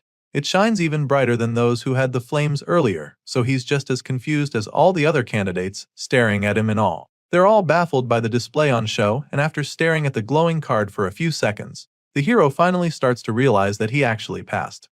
While most applicants are perplexed like our boy, some others in the crowd are pretty familiar with this Divine Eye special admission thing because the Academy has actually done it before. At the moment, the name still doesn't ring any bells in Gray's head because he's never heard of it before. He doesn't get it, and while he's still pondering on it, those who know what it is make him understand that it's basically a way that someone gets into the institution through the back door. Some cocky know-it-alls who probably got in normally also have something to say about it. To them, the World Union Academy has really fallen to have allowed a special admission, but while the jerks are busy going on about it, our boy is simply hung up on the fact that he got in through the back door. It doesn't make any sense since he doesn't have any connections here, so he wonders if his master was the one who found a way to get him in. It's a possibility, but he knows it's a stretch because she never even mentioned anything of that sort. His thoughts are suddenly interrupted when an old man comes around to scold the candidates who were speaking ill of the Divine Eye special admission. And seeing that they've decided to be ignorant, he decides to enlighten them. He explains that the Divine Eye special admissions is an honorable category that has produced heroes for over 100 years. The old man tries to make them understand, but the jerks refuse to accept it. As far as they're concerned, the geezers at the World Union Academy are just the ones who love the Divine Eye special admission. Besides, the last time they checked, those who got in through this path were only impressive back in the day. Apparently, recent successful Divine Eye candidates include Amy White, Bella Albright, Leek Mueller, and Jacob Bloomfield, who are considered complete failures at the World Union Academy. Some of these names probably ring a bell to you, because these are the names of the heroes we saw in the first chapter. For some reason, these same guys are the bottom feeders at the World Union Academy, and they're so notorious for their poor performance that even the current candidates know about them. On the other hand, Gray remembers Amy, Bella, and Jacob very vividly from his past life, because the three of them were part of the main force that fought against the Liquidator. Despite what everyone is saying right now, our boy is so excited that he'll get to fight alongside them because he knows that they will become the true heroes. The story continues on the day of the entrance ceremony. Currently, the ceremony is scheduled to begin 30 minutes from now, so the students urges them to assemble in the plaza in front of the main office if they're done changing. For the first time, we get to see our boy in his stunning uniform with the World Union Academy emblem engraved into his chest pocket. After walking for a while, the guys at the front start to argue about the correct location. Apparently, they should be at the plaza in front of the main office, but there's nothing here, so they're not sure that they even came to the right place. Before they can get even more confused, one of the professors comes around to meet them. He apologizes for the confusion, explaining that they've had a bit of a delay setting up due to a mix-up. Hearing this, the students are still quite confused because they don't get what he means by setting up. Just then, the man tells them to step back a bit so that he can put the stairs in that spot. This just baffles them even more, but they step back and ask if that's good enough. Thankfully, it's just perfect, so the white-haired professor begins to do his thing. The students watch in confusion as the man goes down to start writing something on the floor. They're still pondering on what he could be doing when a giant massive circle appears on the ground. The golden seal spreads out, glowing brightly, leaving the students in awe, and then in the blink of an eye, a gigantic auditorium appears with a flight of stairs attached to it. Once again, the man apologizes for the delay and then tells them to sit wherever they like in the huge hall. Of course, they're still pretty dazed by what just happened because they can't even comprehend how he managed to teleport something this massive. While most of the other freshmen remain pretty stoked about what the professor did, our boy quietly takes a seat. He feels that they probably did this because they want to hold the entrance ceremony in a place where they can see the school building. It's a pretty brilliant idea, and he also believes that it's a pretty extravagant way to use teleportation magic. He's heard a lot about the institution in his past life and the present one, but now, he can boldly say that he has seen the power of the World Union Academy. The hall is massive, so it's pretty obvious that the number of seats is pretty excessive. One purple-haired guy at the front points this out because he doesn't think there's need for this many seats, when only 30 students were accepted this year. However, the girl sitting next to him informs him that he doesn't even know what he's talking about. In response, he simply apologizes, claiming that he never really studied anything other than how to wield the sword. In that case, the girl decides to enlighten him a bit. The World Union Academy, as the name suggests, gathers the best students from all over the world. She first makes him understand this, and before she's even done talking, she points up at the sky in excitement, announcing that the others have arrived. That's when everyone else looks up at the sky to see the fleet of airships along with huge dragons. Most of the students are terrified when they see this because they have no idea what the hell is going on. But our boy seems to know exactly what's happening. Looking up at the sky, he immediately identifies the magic airship, Strato Queen. He had boarded it once when he was part of the Liquidator Subjugation Squad. They say it's one of the largest airships in the world, so he's surprised that they're bringing it out just for an entrance ceremony. Well, apparently, that's just the kind of thing the World Union Academy does. Just then, the white-haired professor from earlier notices that everyone has arrived, so he decides that it's time to officially begin the entrance ceremony. A while later, just after the headmaster's speech, we catch up with our boy who currently looks bored to death. He's so close to falling asleep, and after the last couple minutes, he confirms that even the World Union Academy's entrance ceremony isn't much different from a normal one. Well, he is bored now, but that's about to change very quickly because the next item on the agenda is the greetings from the top students of each course. Gray's eyes almost pop out of his head when he sees Leonhardt, the top student of the swordsmanship course, coming forward to answer the call. At this point, our boy is a lot more interested in the entrance ceremony, and he's not the only one because all the other freshmen are staring at Leonhardt. It makes a lot of sense that they dread him this much since he was the one who defeated the examiner in an instant during the entrance exam. The guy climbs the platform and greets the professors there very politely. Apparently, this guy is so good that some say he's as good as the teacher when it comes to swordsmanship. It's a pretty bold statement, but I guess that's just how good this white-haired talent named Leonhard Appius is. At this point, the hero is really intrigued, but his thoughts are interrupted when Leonhardt suddenly asks the professors if he is allowed to speak freely. They confirm that he is free to talk, so he thanks them and prepares to give his own little speech. He starts by stating that he has just one complaint he'd like to make to the academy. But before revealing what it is, he turns to address his fellow students. Well, that's what he says at first, but then he throws a jab at our boy, claiming that he's only talking to the students who were admitted the proper way. Leonhardt tells them what an honor it is to be admitted to the academy with them, hopeful that they'll all graduate as individuals capable of making meaningful contributions to the world.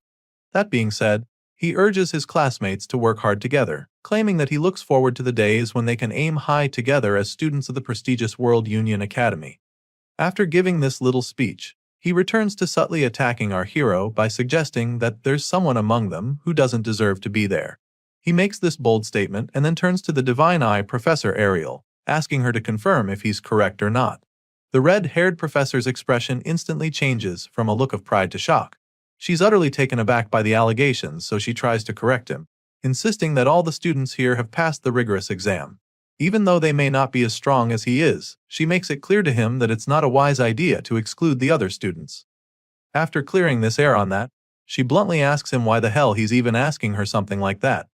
At this point, the persistent top student hits back at her, stating that he wasn't talking about those who have been admitted by passing their exams properly. And then, he looks Professor Ariel dead in the eye and tells her that he's talking about the student she let in through the back door with her divine eye special admission.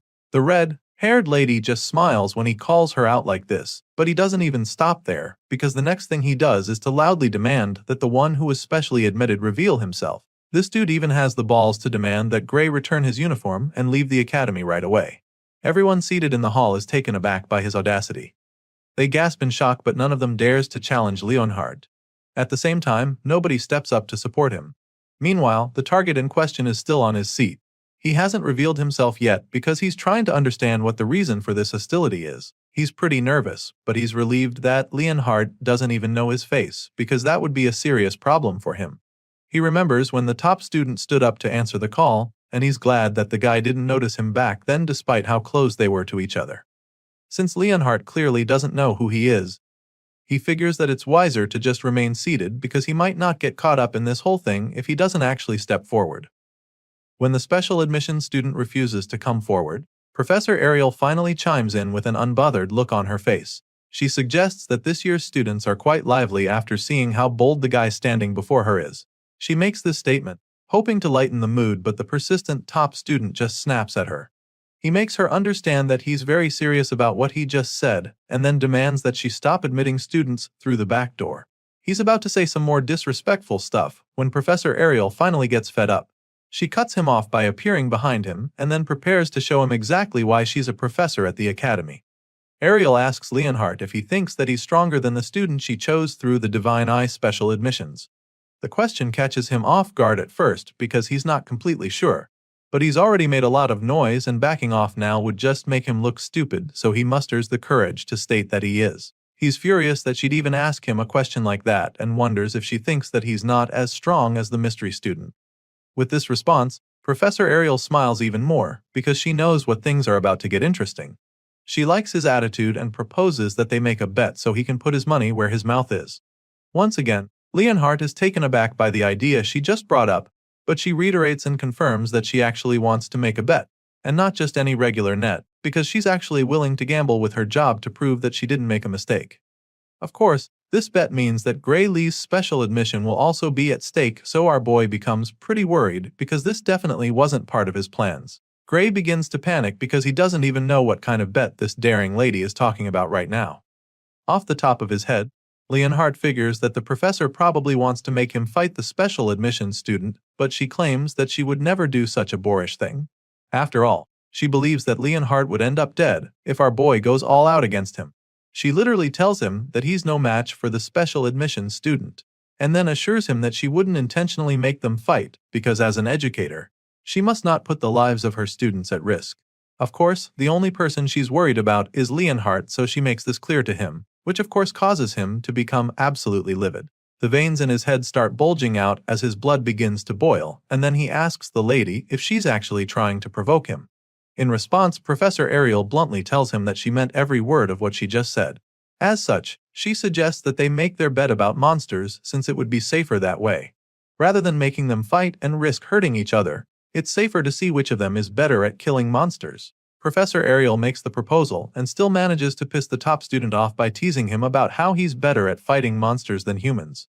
Despite being really mad, he admits that she is truly well informed and then asks her what their bet will be exactly. Now that they're on the same page, Professor Ariel reveals that the conditions for the bet are very simple. All they have to do is kill the monsters that she picks as targets. Each round, the target monster will get stronger, and whoever fails to defeat their monster first loses the bet. That being said, the red-haired lady reveals that she will retire from her position as a professor if her candidate loses the bet. And of course, this also means that the special students will be expelled. Of course, our boy feels very uncomfortable listening to the lady gamble with his future, but then again, she's the one who got him into the academy in the first place. As for Leonhardt, she informs him that he'll have to do whatever she says if he loses the bet instead. The blondie is a little reluctant to accept these terms, because it could very well be a trap, so when the professor asks if they've got a deal, he asks her to tell him what the target monsters will be first. The guy assures her that he's confident he can handle any opponent, but also he's smart enough to try not to be caught up in some weird setup. The professor can't argue with that, so on the spot, she suggests that the first target would be an ogre general. She casually proposes it and then asks Leonhardt if that will be too easy for him, even though she knows that it won't be. Meanwhile, all the students around gasp in shock when they hear this because they also know how dangerous an ogre general is. At the same time, our boy starts to get a little suspicious because he doesn't get why she specifically chose that monster as the first target out of all the creatures she could have thought of. Apparently, the cocky top student also knows how formidable an ogre general is, so he immediately protests, feeling that it's unfair of her to choose it. After all, they only consider creatures that one can kill by themselves monsters, and as far as he knows, an ogre general can't be killed by one person. At this point, the professor assures him that she's not asking him to go kill the beast right away. She doesn't expect him to be strong enough for that, so she sets a time frame to be the entire year. In other words, she's giving him till the end of the year to kill a general ogre. However, Leonhardt insists that it's not a fair challenge. As far as he's concerned, if someone could single-handedly take down a disaster-level monster within just a year of training, then no one would even be suffering. That being said, he demands that she choose a more realistic target, but then all of a sudden, an idea hits him. Leonhardt suddenly accuses the professor of deliberately picking a monster that no one can defeat so that she can end the bet with no clear winner. And so, he makes it clear to her that he will not agree to that. Hearing this, the lady just scoffs, feeling sorry for him. And that's when she adds one final condition, stating that Leonhardt will be declared the winner of the bet if it ends as a draw for any reason. The top student is stunned when she says this because he sure as hell didn't expect that twist. With the terms on the table now, if our boy fails to defeat the ogre general, Professor Ariel will automatically be fired and all special admission students will be expelled. Now, she's confident that there's no way Leonhardt will refuse her offer. The blondie stares at her with a confused look laced all over his face. He calls her crazy for even proposing something that could very much end badly for her. To him, It's like the outcome of this bet has already been decided, so the red-haired lady takes it that he no longer has any objections. Well, before going ahead with the bet, he wants to confirm that the ogre general will not be weakened in any way, and she assures him that the monster will be at full capacity. Once that's out of the way, he conjures up a contract for Leonhard to sign if he doesn't have any problems with the details of the bet. The top student scans the page quickly and signs the paper to accept the deal.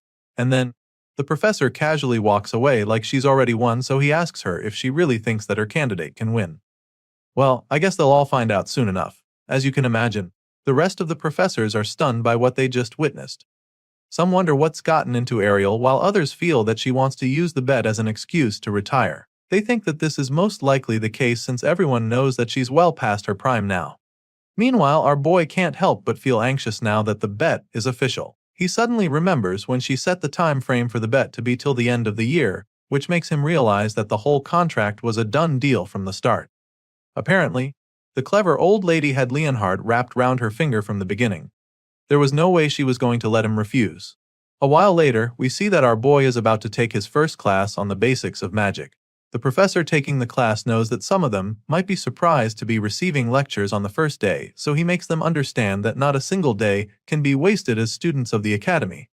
That being said, the professor begins the class by starting with the most basic of basics, which is how to utilize magic. He makes them understand that an invisible energy called ether lies within their bodies, which they can manipulate through the magic circuits in their bodies.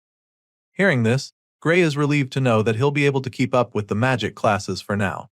Thanks to his time at the boot camp, he's already familiar with the basic concepts. Sadly, his peace of mind quickly vanishes when he realizes that he somehow ended up in the same class as Leonhard.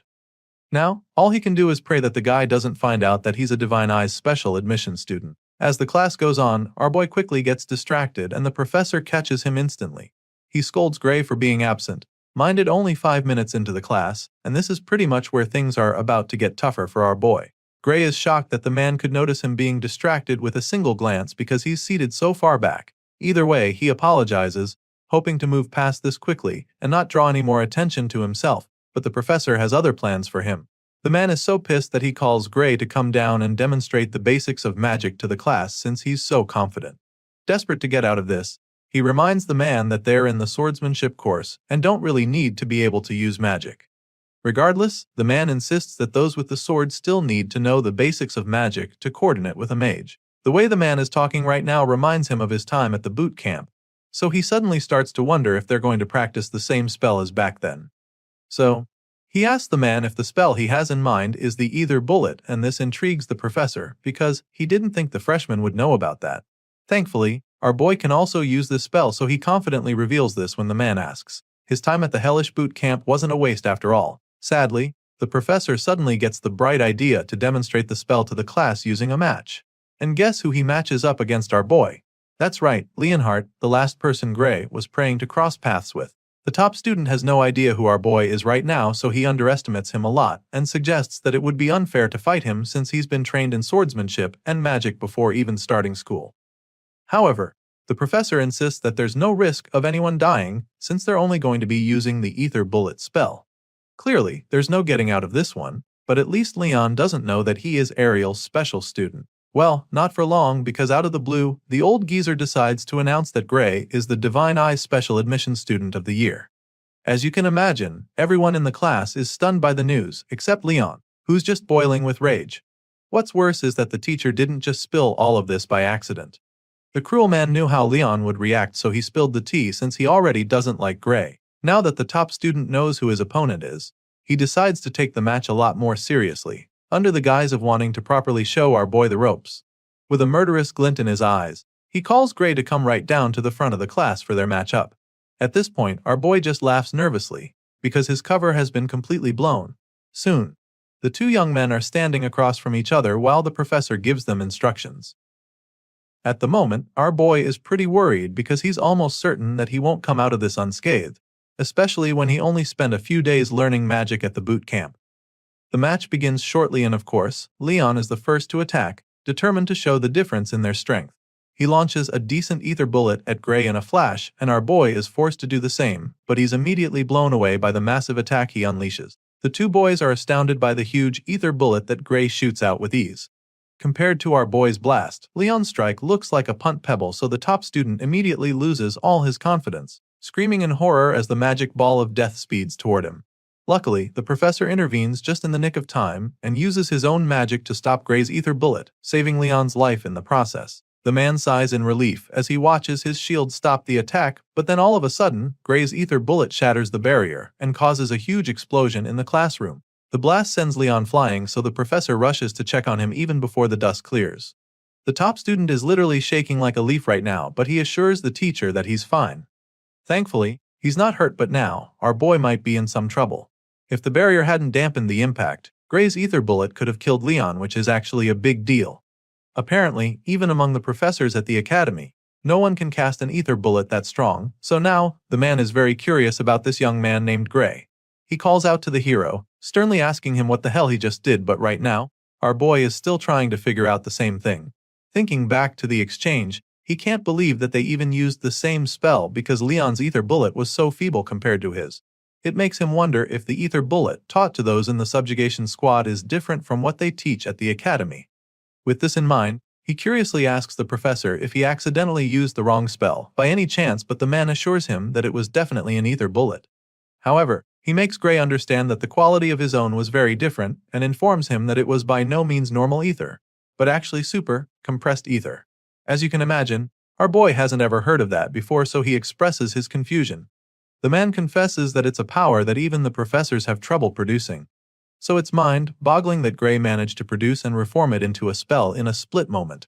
The professor goes ahead to state that there isn't a single person in the academy who can replicate what Gray just did. Just like the professor, the students are still blown away by the power they just witnessed. Whispers fill the hall as they all talk about how incredible the whole thing is. Some even feel that Gray should have been enrolled in the magic course from the start instead of specially admitting him. Despite everything the professor just explained, our boy can't help but feel that something is wrong somewhere. All the spells learned by the subjugation squad at the boot camp look just like what he unleashed a few moments ago. From what he can remember, he was even one of the ones lacking an aptitude for it, so to him, this is like the basics. And it makes him wonder if the professor is pulling his leg because he feels that anyone should be able to pull off something like that with proper practice. Hearing this, the man just starts laughing, which catches our boy off guard. He's so confused, but the professor just laughs even harder, like a maniac. He eventually stops laughing and then strangely asks our boy to consider transferring to the magic course. The old man is convinced that the kid is more talented at magic than swordsmanship, so he even offers to vouch for him if he agrees to transfer. Unfortunately, Gray immediately dashes his hopes by politely declining the offer. Our boy claims that he'll have to pass on it because he was told that he's not very good at magic. Of course, this response sounds like absolute crazy talk to the professor, especially after what he just witnessed with his naked eyes. He doesn't even get how Gray can sag something like that when he understands the ether compression technique well enough to produce super, compressed ether at such a young age. As far as he's concerned, the boy is an unparalleled prodigy, even by the academy standards. In his mind, whoever said that Gray isn't good at magic is a fool because the person clearly had no idea what they were talking about. And so, he once again asks our boy if he's sure that he doesn't want to transfer to the magic course. Gray just remains silent at this point while the other students talk about how amazing it is to see a professor who rarely compliments students to be showering someone with this much praise. When the hero fails to give him an answer, the man bluntly informs him that it would be a big loss for the world if he doesn't study magic. The man is so invested that he would even call Gray's refusal a crime against magic. For some reason, our boy laughs upon hearing this despite the deathly serious look on the professor's face. Just then, he suddenly remembers hearing something about the ether compression technique during his time at the boot camp. You see, back then, they were taught by the greatest mage to ever live in their world. On that faithful day, she told them about something called OD. It's also known as life force, but nobody knew it existed before, and as a result, it was very difficult to cast proper magic. She told them how people had to continuously compress ether within their bodies and then gather it. And even then, they could only use it when the bits happened to mix with OD by chance. This memory plays back in Gray's mind, so he immediately asks his current professor if he knows about OD. The man is instantly stumped by the question because he has no idea what that is. Seeing the professor's reaction, our boy confirms that he's currently in a world where the people are yet to learn of the existence of OD. Apparently, he was sent far back to a time when people don't know how to cast proper magic. With this in mind, he's now certain that what he learned in the subjugation squad was knowledge from the future. As you can imagine, This is a really big deal, because it could change the way the whole world uses magic, and Gray knows this as well, so he also knows that he has to be careful who he tells about it. His thoughts are interrupted when the professor asks him again if Hest finally going to transfer to the magic course. Despite the huge discovery he just made, our boy refuses for the third time in a row, claiming that he just loves swords too much. He thanks the man for his offer but passes on it, and at this point, the professor finally gives up on trying to change his mind. However, he is hopeful that Gray will reconsider his decision, so he tells the special student to come find him if he ever has a rethink, stating that any time at all is fine for that visit. Once again, the hero thanks the man for his kind offer, and the professor finally allows him to return to his seat. He's so impressed by the talent in front of him that he promises not to bother Gray anymore if he looks away during class. The man is literally a fan at this point, because he claims that he doesn't even mind if the boy gets bored and decides to leave the class. As far as he's concerned, this class is just way too basic for Gray Lee. The hero quietly makes his way back to his seat while all the other students stare at him in awe. They can't believe that the notorious Professor Carlos is the same person kissing Gray's ass right now. Well, it turns out that the professor isn't the only one sucking up to the hero, because from the looks of things, Leonhard is practically in love with Gray right now, because the guy is literally calling him Lord now. Our boy sees the top student acting this way around him, and of course, it makes him so uncomfortable that chills run down his spine. Later that day, Gray receives a note from Professor Ariel asking him to see her after class. On the way to her office, he can't help but wonder why he got summoned out of the blue. He feels that it might be Professor Carlos's doing, so he starts hoping that the red-haired lady won't advise him to change courses as well. Soon, he's right in front of her door, and immediately he knocks. She already knows it's him, so she lets him in. He's about to apologize for the intrusion when he suddenly senses a sneak attack from the side. The person tries to strike him with a sword, but his reflexes kick in at lightning speed, allowing him to block the hit and knock down the attacker. He's shocked that his body reacted on its own, but he can't think about that right now since he just got attacked. He turns to the assailant, wondering what the hell that was fire, but then as soon as he sees the girl, he can't help the feelings that he's seen her somewhere before. Gray takes a battle stance after knocking the attacker down, and then as soon as he takes a closer look, he's stunned because the girl looks very familiar. He's still trying to figure out where he's seen her before when a voice interrupts his thoughts. The person sounds impressed by what they just saw, and then our boy looks up to see that it's the red-haired professor. The lady is glad to confirm that her eyes were right about the young talent she selected, because at least now, it's clear that she didn't make a mistake.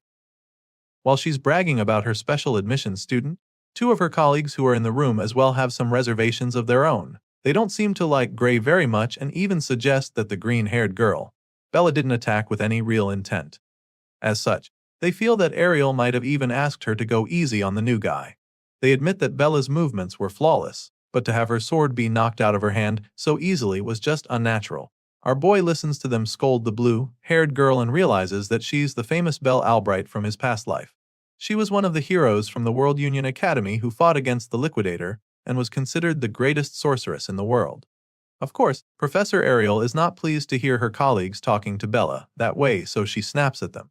The red-haired lady suggests that the both of them consider quitting as professors since they can't even tell if the girl was holding back or not. She stretches out her hand as if demanding something from them, so when they see her reaction, they immediately change their opinion. The first guy drops a stack of coins in her hand while nervously stating that they were only joking about what they said. Gray watches in confusion as this exchange happens right in front of him, and then all of a sudden, he gets a good idea of what's going on. Still, he curiously asks the professors what they're doing, and that's when Ariel informs him that they were actually gambling. Apparently, they made a bet on whether our boy would be able to fend off Bella's surprise attack or not. As you'd expect, the red-haired lady put her money on the hero, and thanks to him, she just made some really good money. For this reason, she decides to let him enjoy the spoils as well, so she tosses one of the coins at him, telling him that this is his part. At first, he doesn't know what she threw at him, so when he realizes that it's a hold coin, his eyes almost pop out of his head. A single gold coin is worth a fortune, so he's pretty blown away by it. The other professors are obviously not happy about the outcome, but they can't help the feeling that Ariel was right about Gray. It's just like the red-haired lady said, because from the exchange earlier, it looked like he deliberately didn't use his dominant arm. It's almost as if he was trying to protect his immobile arm, so they wonder if it's because of injury.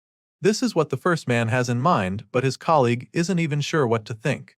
rather than an apparent physical injury to the muscles. The first man thinks that the reason for this is more likely a deeper kind of wound. Hearing this, his colleague agrees, stating that a simple injury wouldn't cause that. Our boy listens in shock as the men analyze the situation, and he almost can't believe his ears. He's amazed that they can tell that much just from looking at him, so he expresses how surprised he is.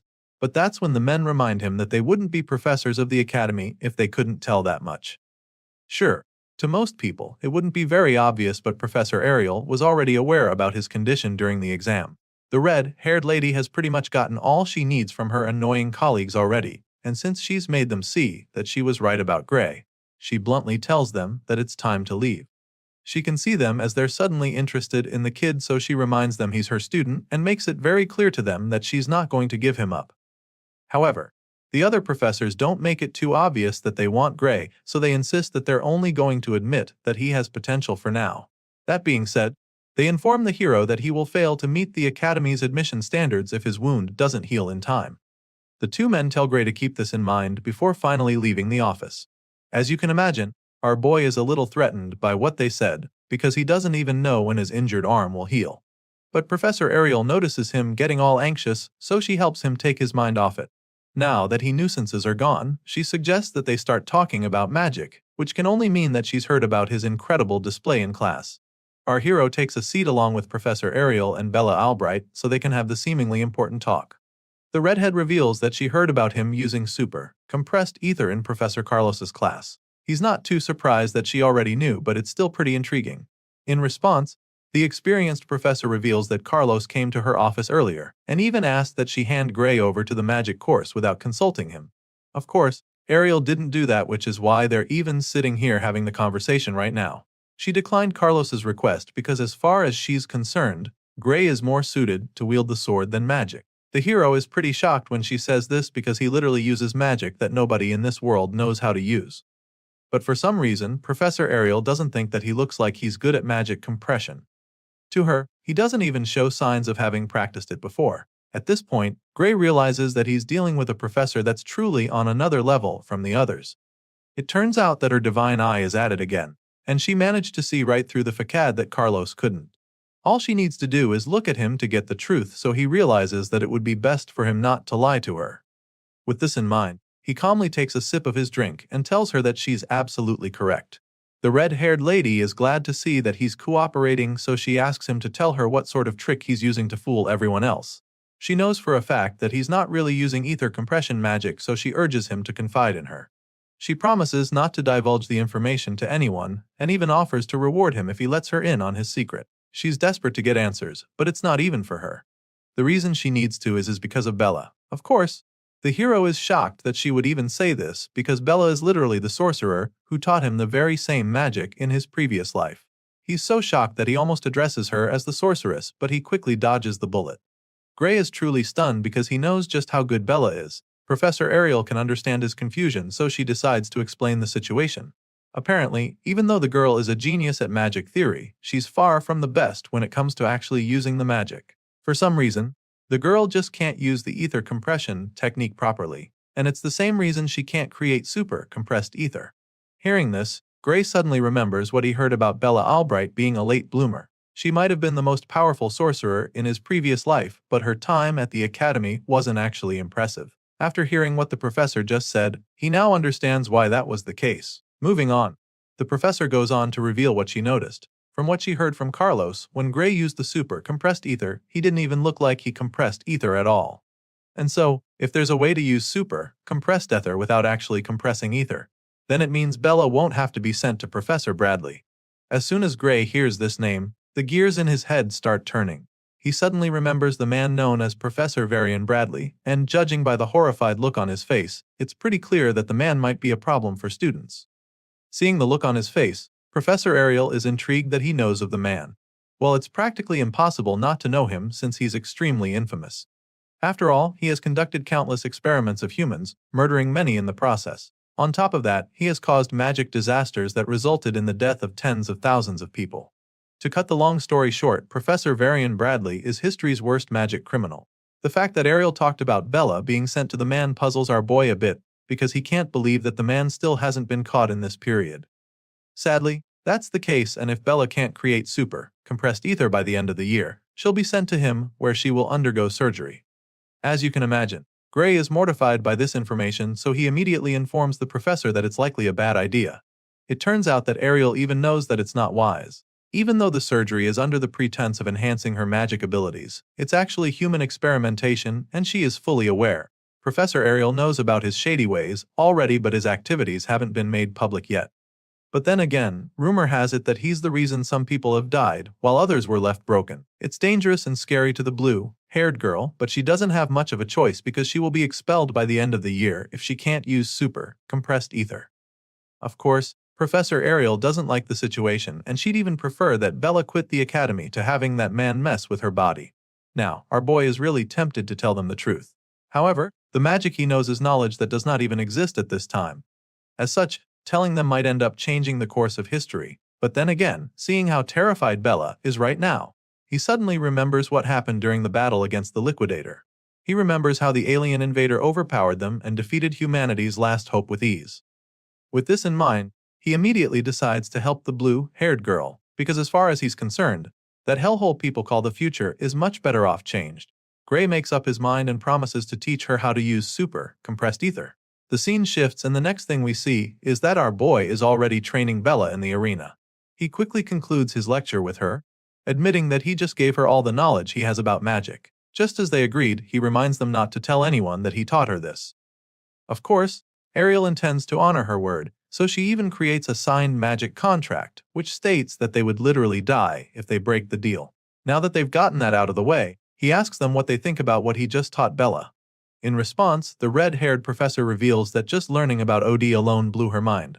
However, the knowledge of magic he revealed is beyond that. As for Bella, she thinks that it's brief yet well organized.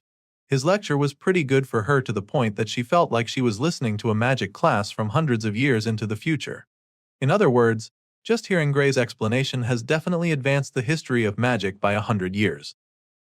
Of course, our boy doesn't tell her that he just remixed the lecture she gave him 10 years from now. The red-haired lady admits that she couldn't even judge properly, so she's not even sure what Gray said is true. In response, Bella suggests that there's a good chance the theory is correct. After all, nothing he said contradicts the current theory of magic. But then again, the quickest way to find out is to test it. So, she writes down a spell and shows it to him, feeling that it should work if everything he said is true. She proceeds to demonstrate what she believes is her full strength according to that theory. But this leaves our boy pretty anxious, because the last time he checked, Bella's full strength is said to be capable of burning down an entire city. Moreover, she was said to be unable to properly control her powerful magic output. The timid young girl lifts her staff to cast the spell using Gray's teachings, and before anyone can even process what's going on, a mind-blowing blast follows. Our boy tries to stop her from using her power, but she unleashes the terrifying blast of flames in the blink of an eye. They all take cover to protect themselves from the explosion, but then Gray looks up and discovers something really strange. He looks up at the overwhelming power and sees the flames suddenly flowing back to her staff. At this point, our boy realizes that she just saved his life, because if she hadn't taken control of the power run that split second, then he'd probably have been toast. All the flames from the devastating inferno go right back to her staff, and the blue-haired girl instantly expresses her excitement. She's so proud of herself for successfully controlling her power, and once she's feeling pretty confident, she uses the flames to conjure a massive dragon.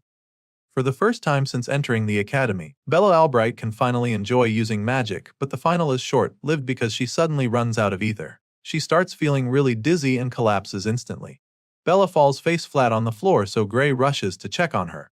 He calls out to her, trying to wake her up, but Professor Ariel tells him to just let her rest, explaining that she fell asleep because she ran out of ether. Hearing this, our boy is a lot more relaxed, so he just smiles at Bella, feeling pretty proud. Her spell is still active even after she passed out, so the professor takes some time to admire her magic. To her, it was a really marvelous sight, and she's really impressed that Bella managed to put together magic on that scale in such a short amount of time. But just then, the half-conscious girl mumbles something about how Gray's theory is what's truly amazing. If only she knew it was her own theory. Now that she can easily create super compressed ether, she no longer needs the surgery, so Ariel can't wait to tell Bradley that they won't be needing his services anymore. The red-haired professor is glad that Bella no longer needs the surgery, but she's even more grateful that the girl didn't lose her magic control. When she says this, our boy is pretty intrigued, so he asks the lady what she's talking about. At this point, Ariel explains that Bradley's surgery comes at the expense of control even though it increases one's magical output. Even though the details of how it works are a secret, Ariel knows for sure that the surgery forcibly breaks one's limiter. This information is quite new to our boy, but it also makes a lot of sense because in his previous life, he remembers that Bella couldn't control her magic. Well, thanks to Gray, Bella doesn't have to go through that anymore since she can now create super, compressed ether. Since he's done his part, Ariel states that she will now fulfill her own part of the contact. First of all, she would like to help fix his arm and she has a special type of magic she wants to use on it. Of course, our boy is stunned to hear this, but he doesn't refuse, so he lets her do her thing. The professor releases a surge of magic into his right hand and the magic fills the air, leaving our boy speechless. He watches in awe as she attempts to heal his hand, and by the time she's done, she asks him how he feels. The moment of truth arrives as Gray tries to move his fingers. Sure enough, he's able to control his hand, so he's truly astounded. He thanks the professor for what she just did, revealing that a magical healing potion could cure him. To this, the lady just scoffs and then tells him to never compare her nerve-restoring magic to his average magic potions. She trusts her skills, but she's also curious to know if his hand moves the way it did before, so she tells him to try swinging a sword. Our boy is more than happy to try this out because it's been ages since he held a sword with his dominant arm. He takes the first swing and is a little surprised by the outcome, so he tries a couple more slashes and he remains speechless. At this point, he informs the professor that his hand doesn't move as well as it used to. He explains this to Ariel, but she's not even surprised. She actually suspected that she might have repaired his nerves, but she also knows that her magic cannot heal the wounds in his soul. Gray is a little taken aback when she starts talking about his soul, so she assures him that he heard right. Today's magic knowledge hasn't proven the existence of one's soul yet, but she believes that it does. After all, she can see it with her divine eye. And even now, from what she can see, Gray's soul is slowly healing. She assures him that it will heal naturally as long as he doesn't overexert himself. He's not sure how to achieve this, so he asks the professor if this means that he should refrain from practicing with swords. Thankfully, that's not the case. Ariel assures him that it's fine for him to exercise as he normally would, but at the moment, she's even more concerned in finding out what kind of swordsmanship could harm one's soul this much.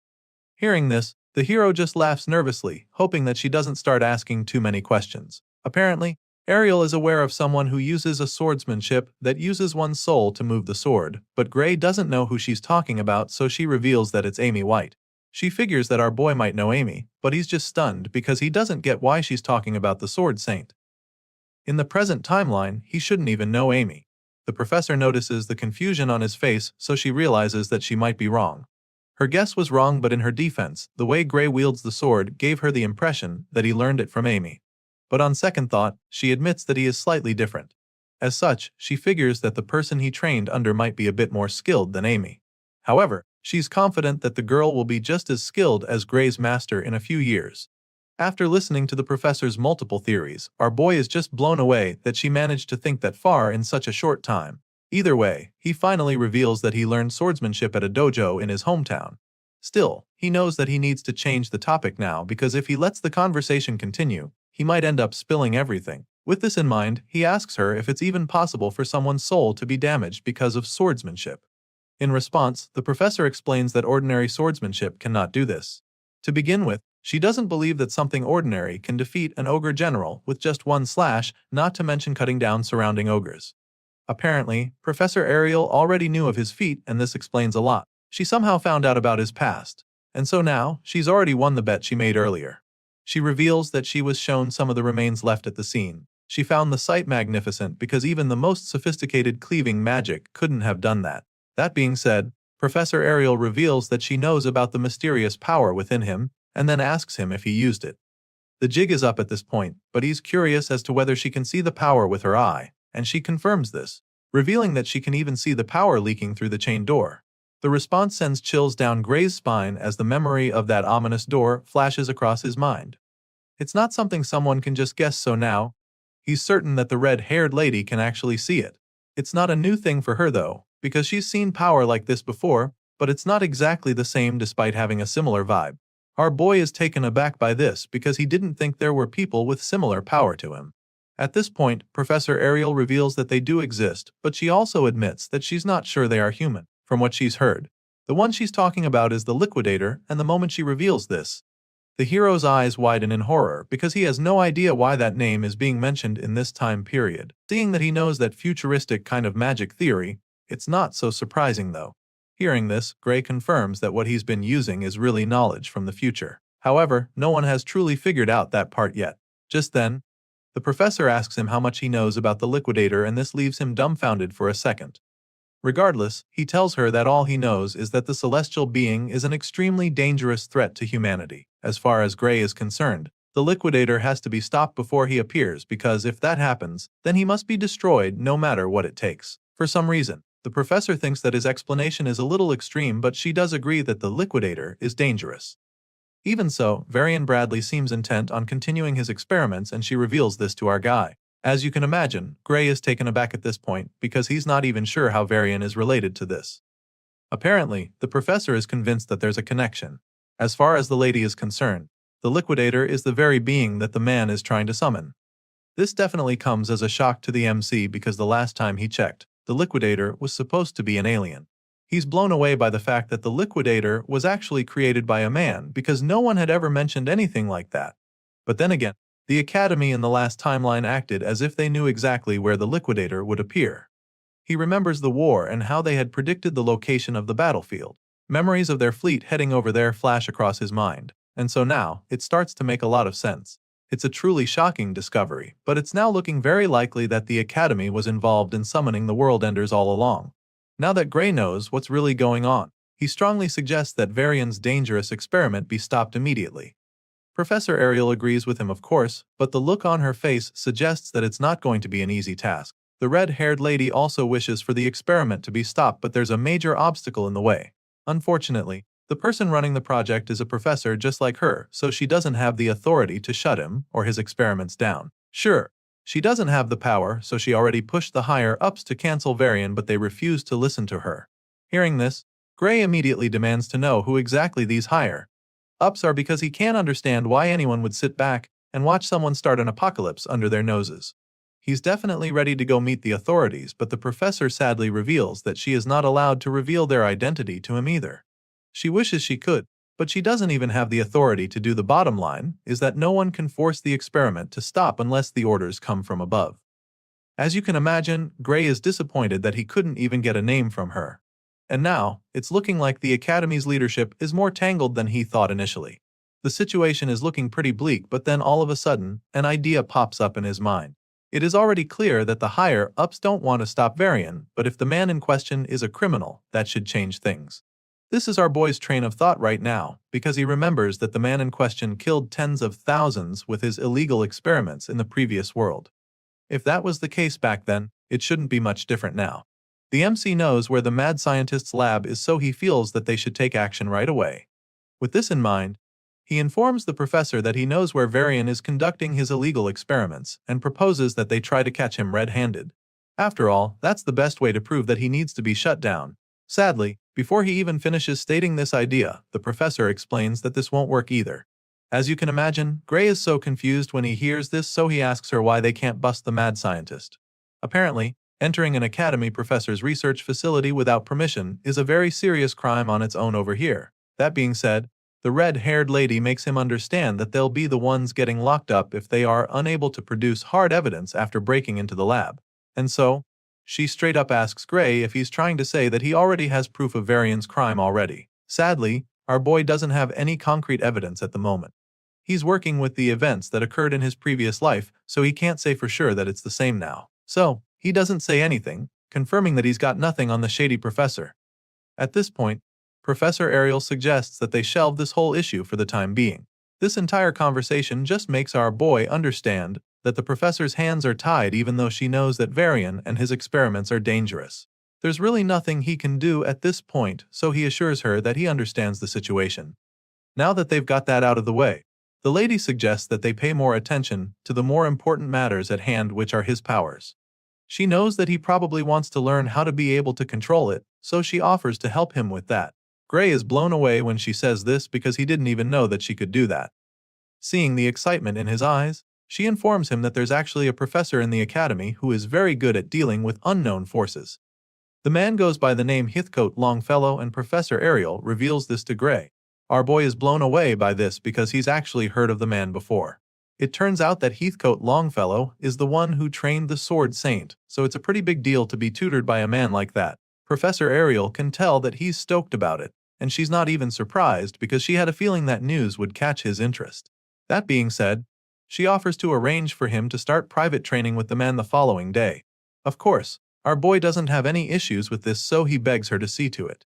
The very reason Gray came to the academy was so that he could master this mysterious power inside of him, but he definitely didn't expect to find a lead this quickly. The scene shifts, and the next thing we see is a very intense training session between the powerful professor. Our boy is already receiving private lessons from the one and only Heathcote Longfellow, so it's a really big deal for him. At first glance, you'd think these two are in the middle of a tough sparring session based on the strained looks on their faces. But we suddenly get to see the full picture and learn that they're actually running at insane speeds through the woods. As you can imagine, our boy doesn't get why they're doing this, but he doesn't complain and just follows the professor's lead. Surprisingly, the man is somehow able to sense that Gray's mind is wandering. This is not something that he's ready to entertain, so he tells Gray to pick up the pace since he's clearly not focused enough if he has room for stray thoughts. He demands that our boy keeps running until his body is at the absolute limit.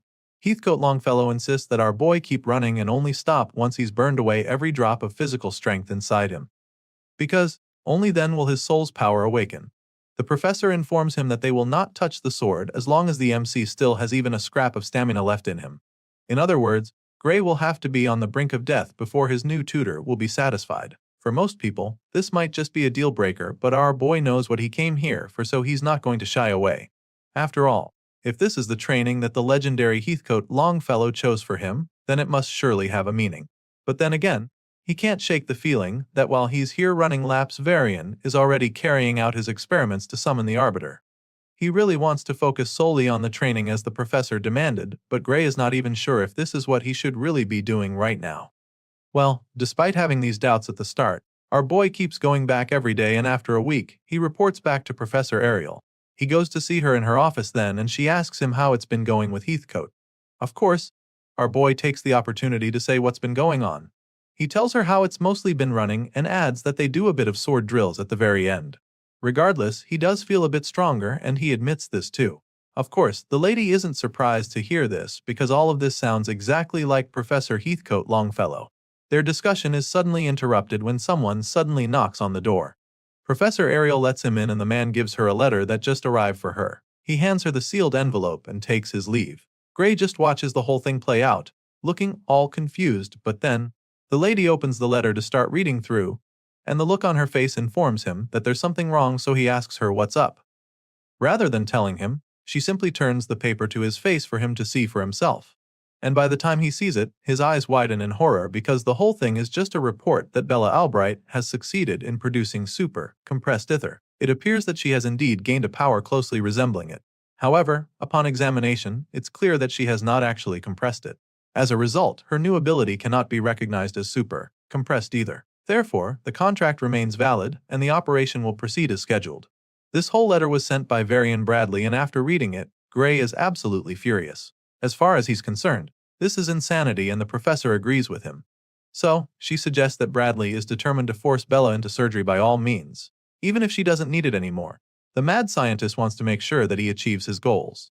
Hearing this, our boy is pretty worried about Bella and wonders if she can refuse to partake in the experiment. Well, the contract is airtight, and the red-haired lady explains this to Gray. It turns out that the only way Bella can get out of doing the surgery is if Bradley himself voids it.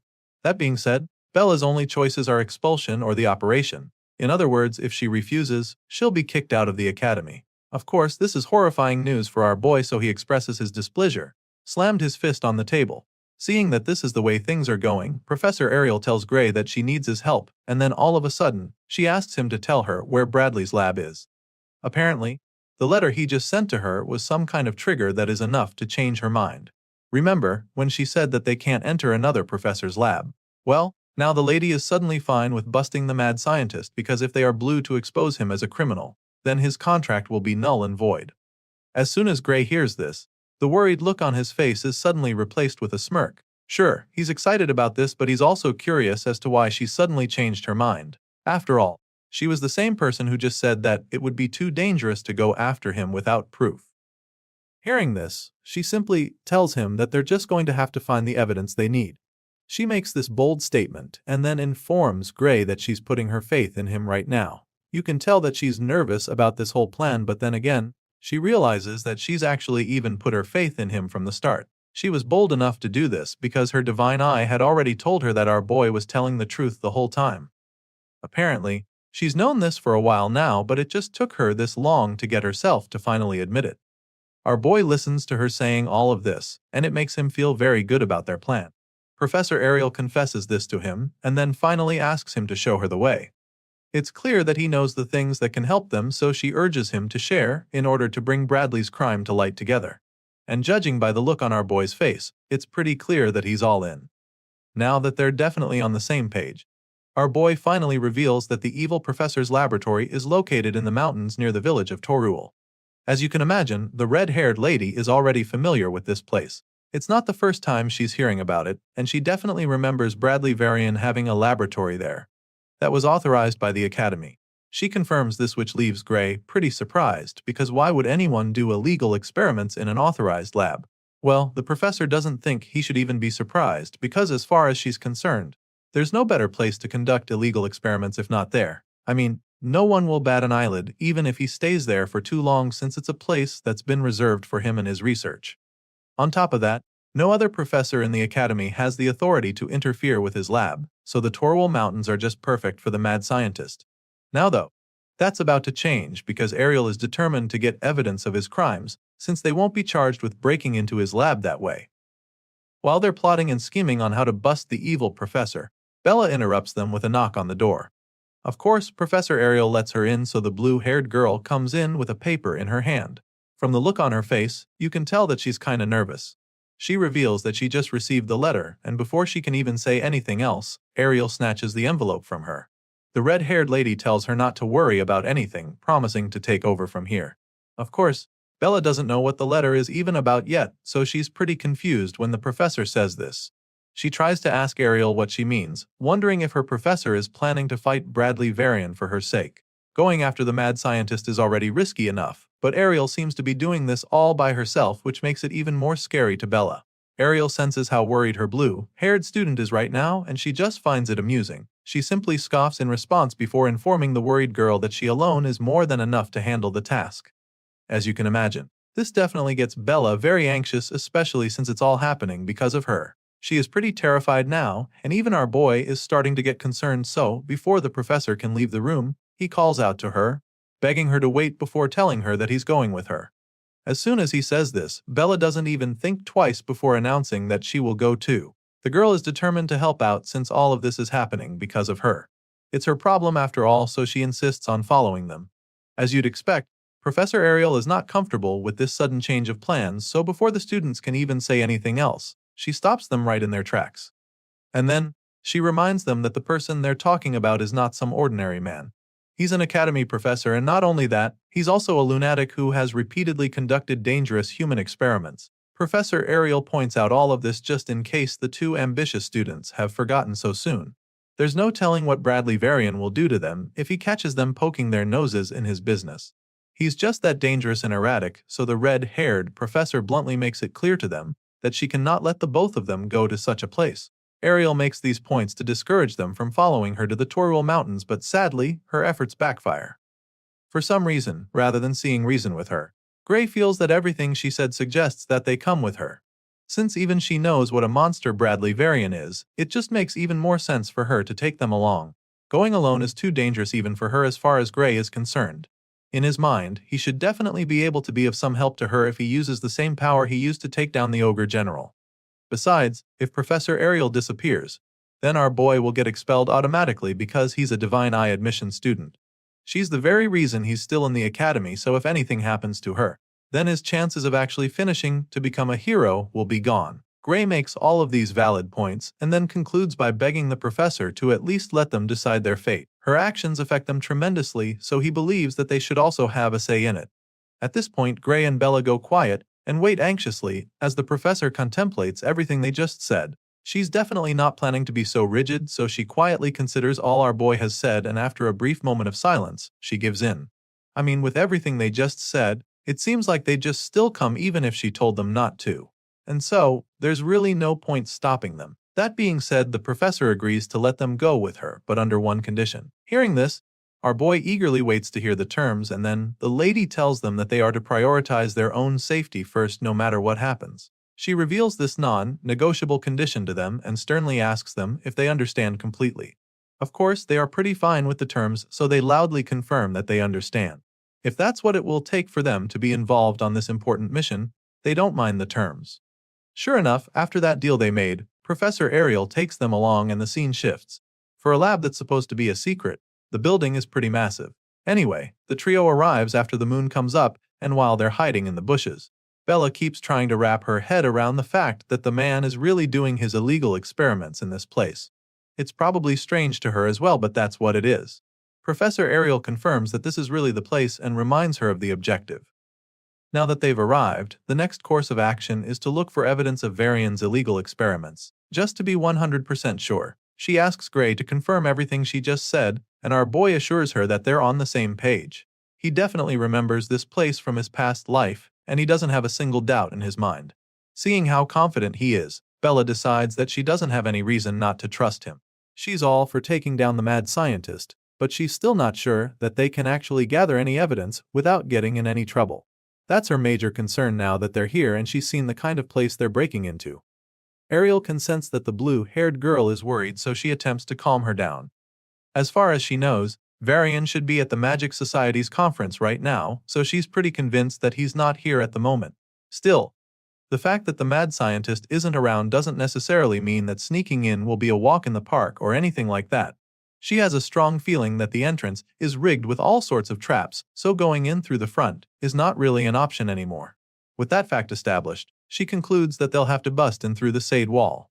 Such a move has its own consequences as well, so Bella is pretty worried still. At this point, it's kinda obvious that Miss Blue Hair over here doesn't really have the stomach for a mission like this.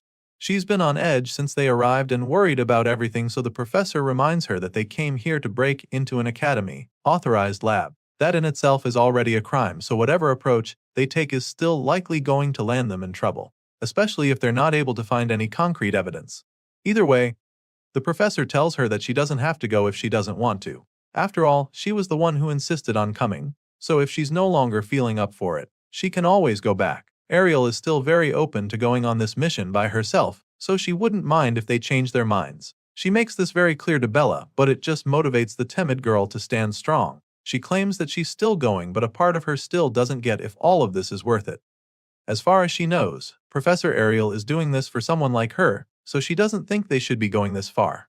However, Ariel simply informs her that that is where she's got it wrong, because stopping Varian's experiments is for the sake of the entire world. Right now, Bella doesn't understand the gravity of letting the mad scientist get his way, so Gray explains that countless people will die if they don't stop Varian. He says this but quickly corrects himself, claiming that the whole world will be sacrificed if they don't stop the evil professor.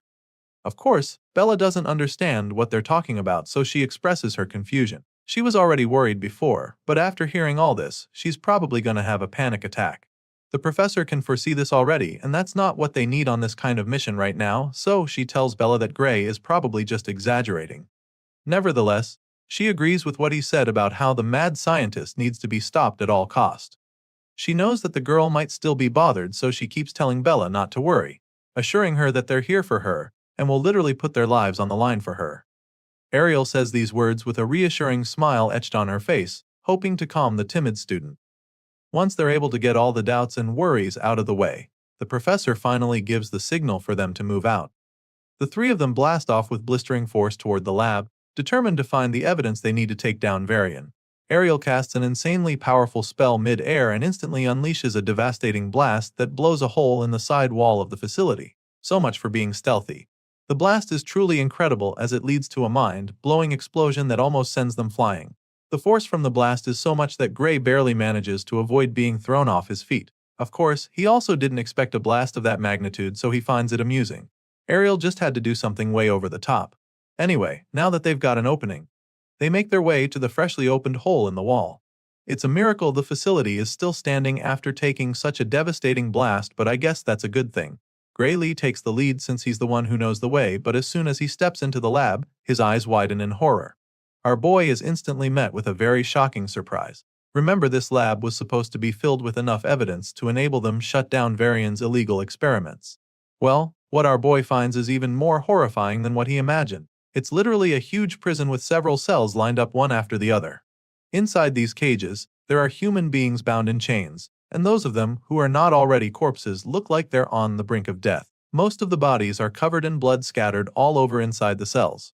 Clearly, they're now 100% sure that Varian is an evil piece of trash.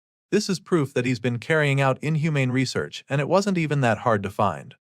Looks like there's no need to make an effort searching for the evidence they came for.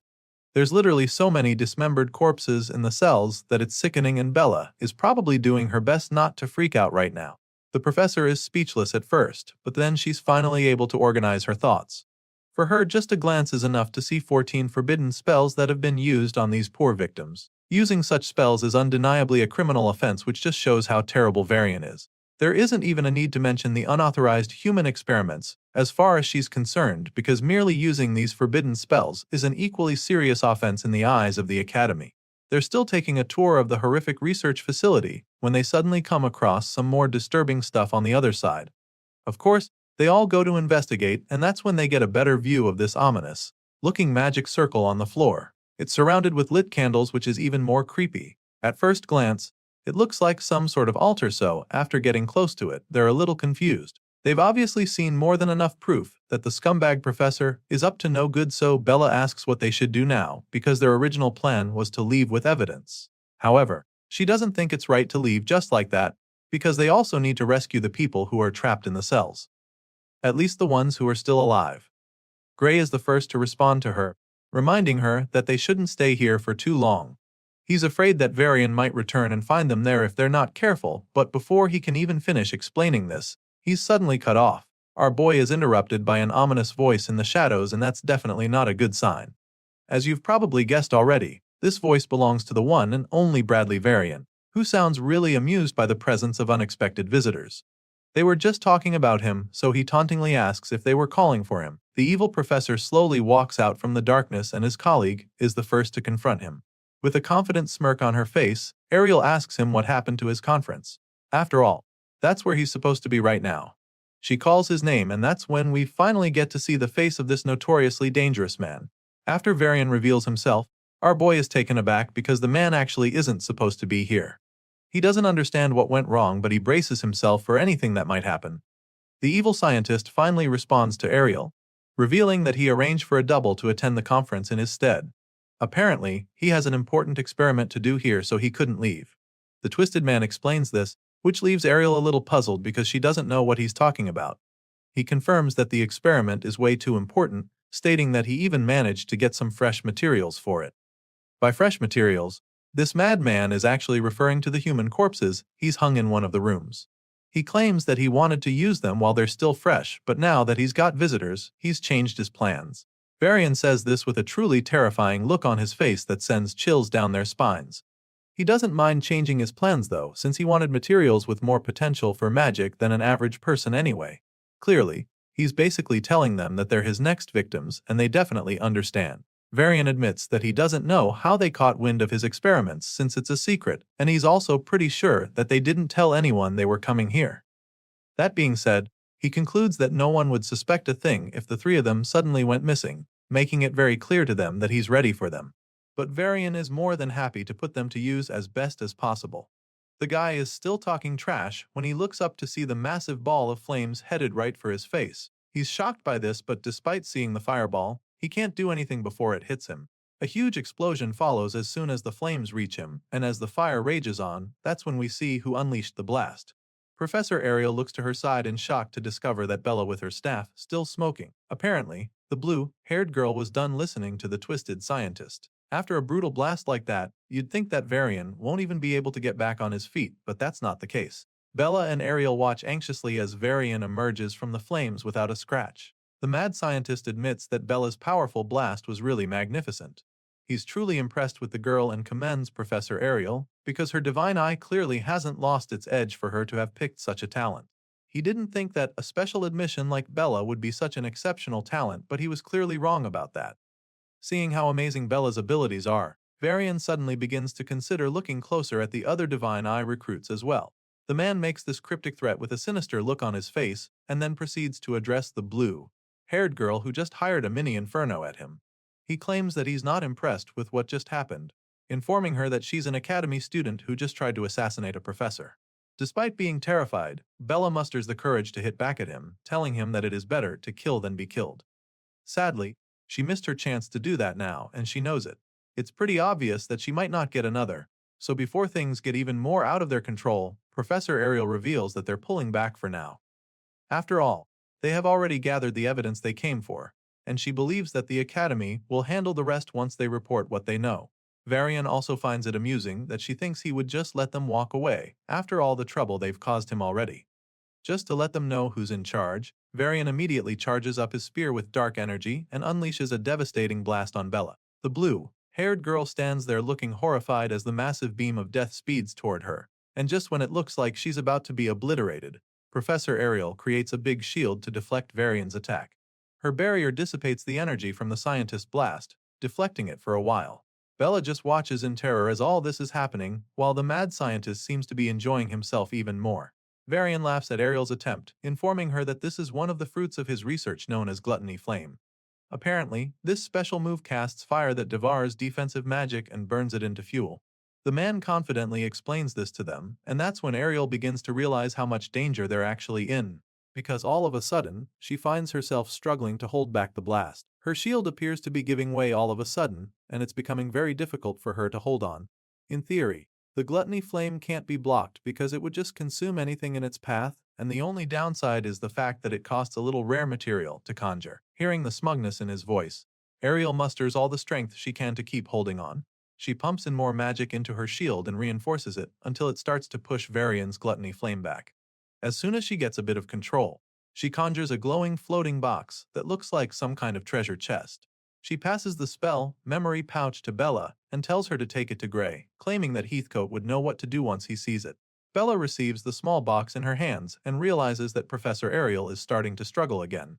So, she uses her staff to create another protective dome around them, hoping to keep Varian's attack at bay, but as Ariel is not exactly in support of this, she asks Bella what the hell she thinks she's down and urges her to get out of the lab as fast as she can, but the blue-haired girl isn't exactly keen on leaving her behind. She informs her professor that her barrier is already breaking and offers to help out. She asks Ariel to let her handle this, but the red-haired professor doesn't have any intention of doing that.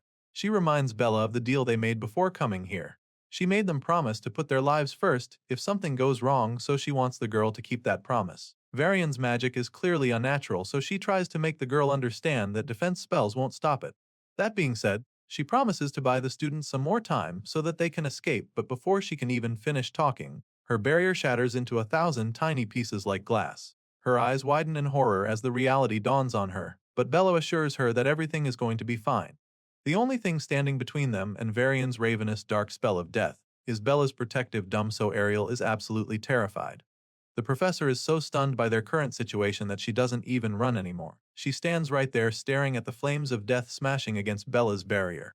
On the other hand, the blue-haired girl just has the feeling that Varian's spell isn't even that strong.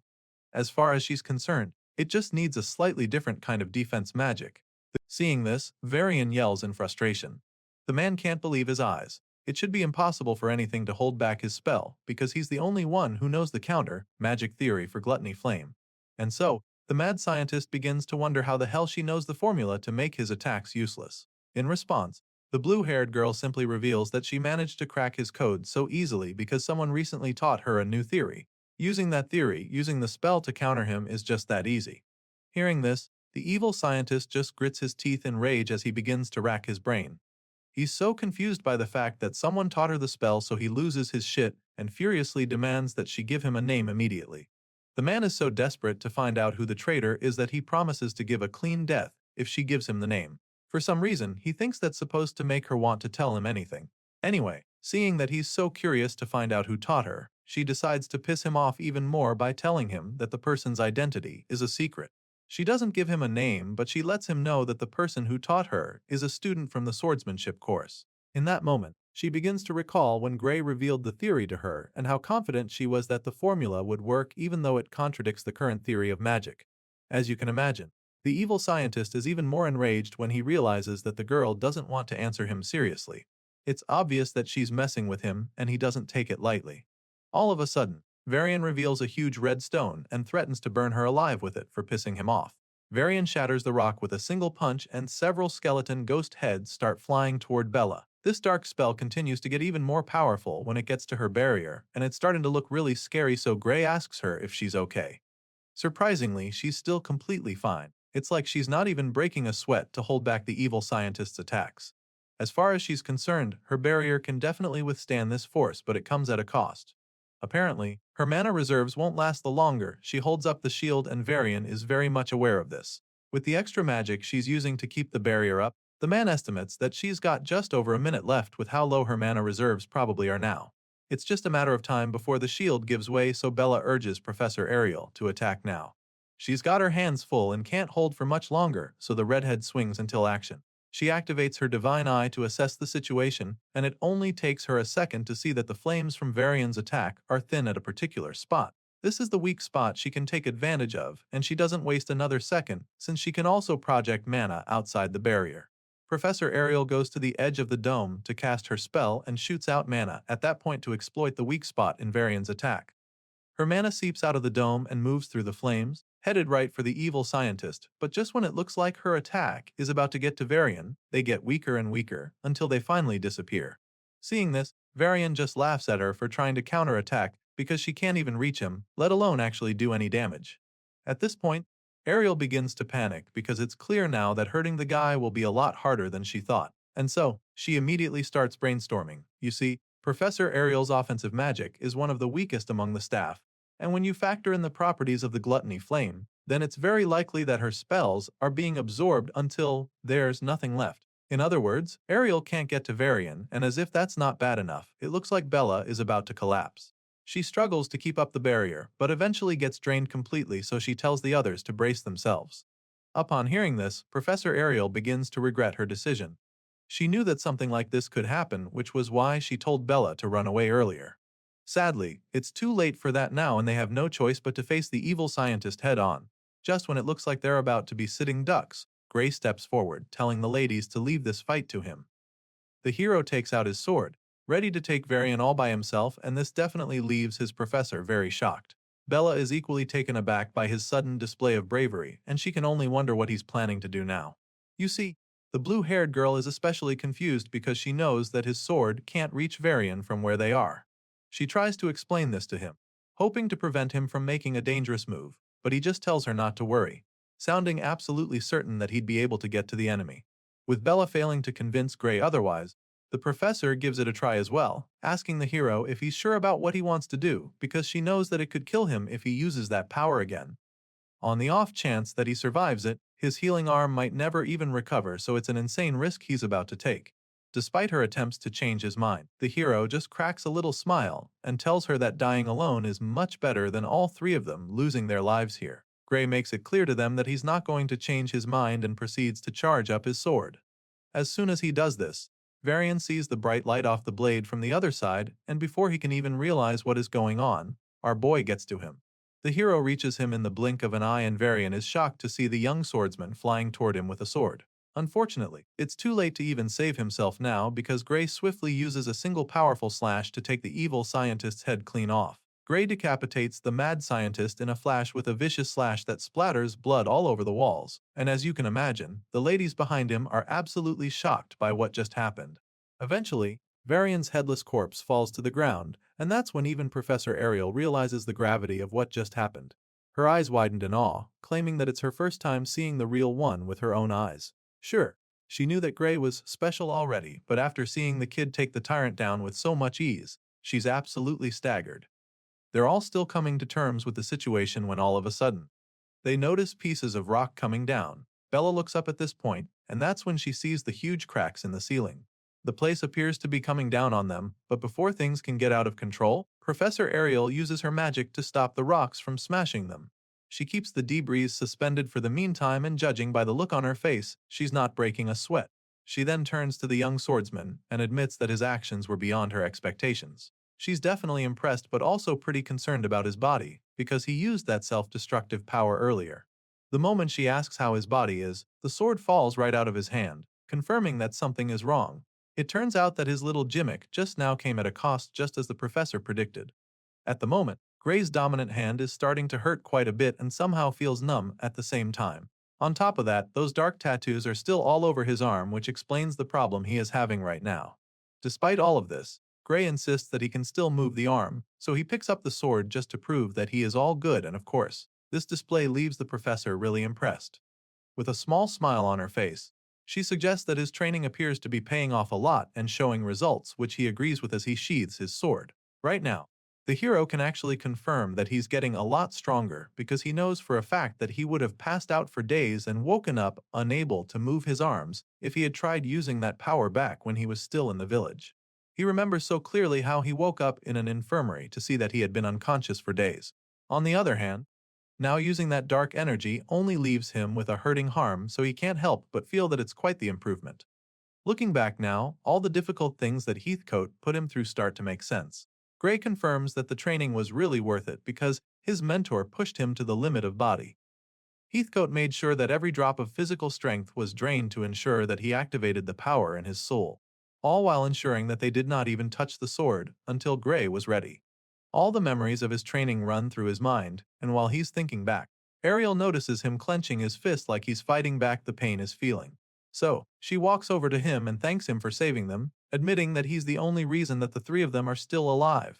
However, she also goes ahead to apologize to him for making him use the dark power inside him. She knows that it took a toll on him, so she wants him to know that she's sorry, but our boy simply waves off the apology, telling her not to worry about it. After all, he was the one who insisted that they had to stop Varian in the first place, so he didn't mind putting his life on the line if it meant that they could put an end to the mad scientist's reign of terror. Gray Lee makes her understand that he was happy to do it, so the red-haired professor simply thanks him once again. Even though she's grateful for the risk he just took, she also knows that he can't afford to use that dark power anytime soon. It might be too much for his body to handle, so she advises him to try not to tap into the power for a while, making him understand that the damage that will follow will be irreversible. The professor makes this very clear to him, with a pretty scary look on her face, which leaves the young hero quite worried. Gray's eyes widen in horror when she says this because he knows that she's right, so he doesn't bother saying anything else besides assuring her that he understands the situation. Right after this little exchange between the two, the timid student who came along finally chimes in. Bella calls out to Gray and nervously asks him if the energy he just used was magic. Apparently, the blue-haired girl is a little confused right now, because she didn't sense any other at all when our boy was using the dark power. All this while they've been talking, she's been trying to figure out what that energy really was, but now she's come up with the conclusion that it's just impossible to even call that much power magical energy. It just doesn't make any sense to her, so she tries to get answers from the hero, but the professor cuts her off immediately. As you can imagine, Ariel doesn't really want the young girl getting involved with something as dangerous as this, so she just tells Bella that it's better if she doesn't pry into the matter any further. Of course, the blue-haired girl is just left speechless at this point, and she's probably even more curious now. So she asks the professor to tell her why she shouldn't ask questions. At this point, the red-haired lady appears to be losing her patience. Seeing that the timid student isn't ready to cooperate with her, she begins to cast a spell, and then threatens to erase Bella's memories if she can't promise to stay out of the matter and keep all of this a secret. An ominous-looking ball of magic begins to form in Ariel's palm as her divine eye glints menacingly, so when Bella sees that her teacher isn't bluffing, she finally agrees to back off. The girl is pretty terrified all of a sudden because she's on the verge of having her memories wiped, so she quickly suggests that they make a magic contract to keep her talking to anyone about what happened here. Seeing that the girl is finally on board, Professor Ariel cancels the spell and agrees to write a magic contract. The two ladies sign the contract, and once that's out of the way, Ariel starts to wonder what they should do next. She asks Gray what he thinks, and the hero doesn't even hesitate to suggest that they start by helping all of Varian's victims who might still be alive. Even though he's concerned about the experiments that the tyrant was working on, he believes that the first course of action should be getting these ones back to safety. Hearing this, the professor takes a look around and concludes that most of them look like they're just being out to sleep with magic. She confirms that they're not in any danger at the moment since Varian is gone.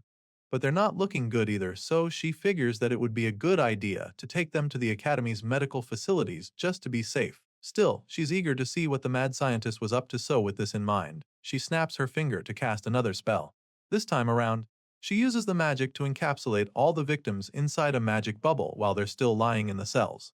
Ariel explains that this spell will protect them from any external harm for the meantime. After covering them all in protective bubbles, she decides that it's time to investigate further inside. The trio make their way deeper into Varian's lair and continue to get creeped out with every step they take. Now that she's looking at this place a second time, Ariel realizes just how insane this dungeon lab actually is. They look into the cells and it's one horrifying thing or the other. They come across a cell with human corpses hung in a row inside, and she doesn't even need her divine eye to know that illegal activities were being conducted here. Almost everything that Varian did involved the use of human sacrifice to produce magical catalysts or enhance a human's magical abilities. There's dozens of dead bodies with pipes running through their mouths and other parts of their bodies, used to drain the life out of them for the twisted experiments. They've definitely seen a lot of crazy stuff, but Ariel can't help but notice that there's not a single experiment relating to the liquidator. And so, this makes her wonder if Varian's ties to the world ender could be in a different facility.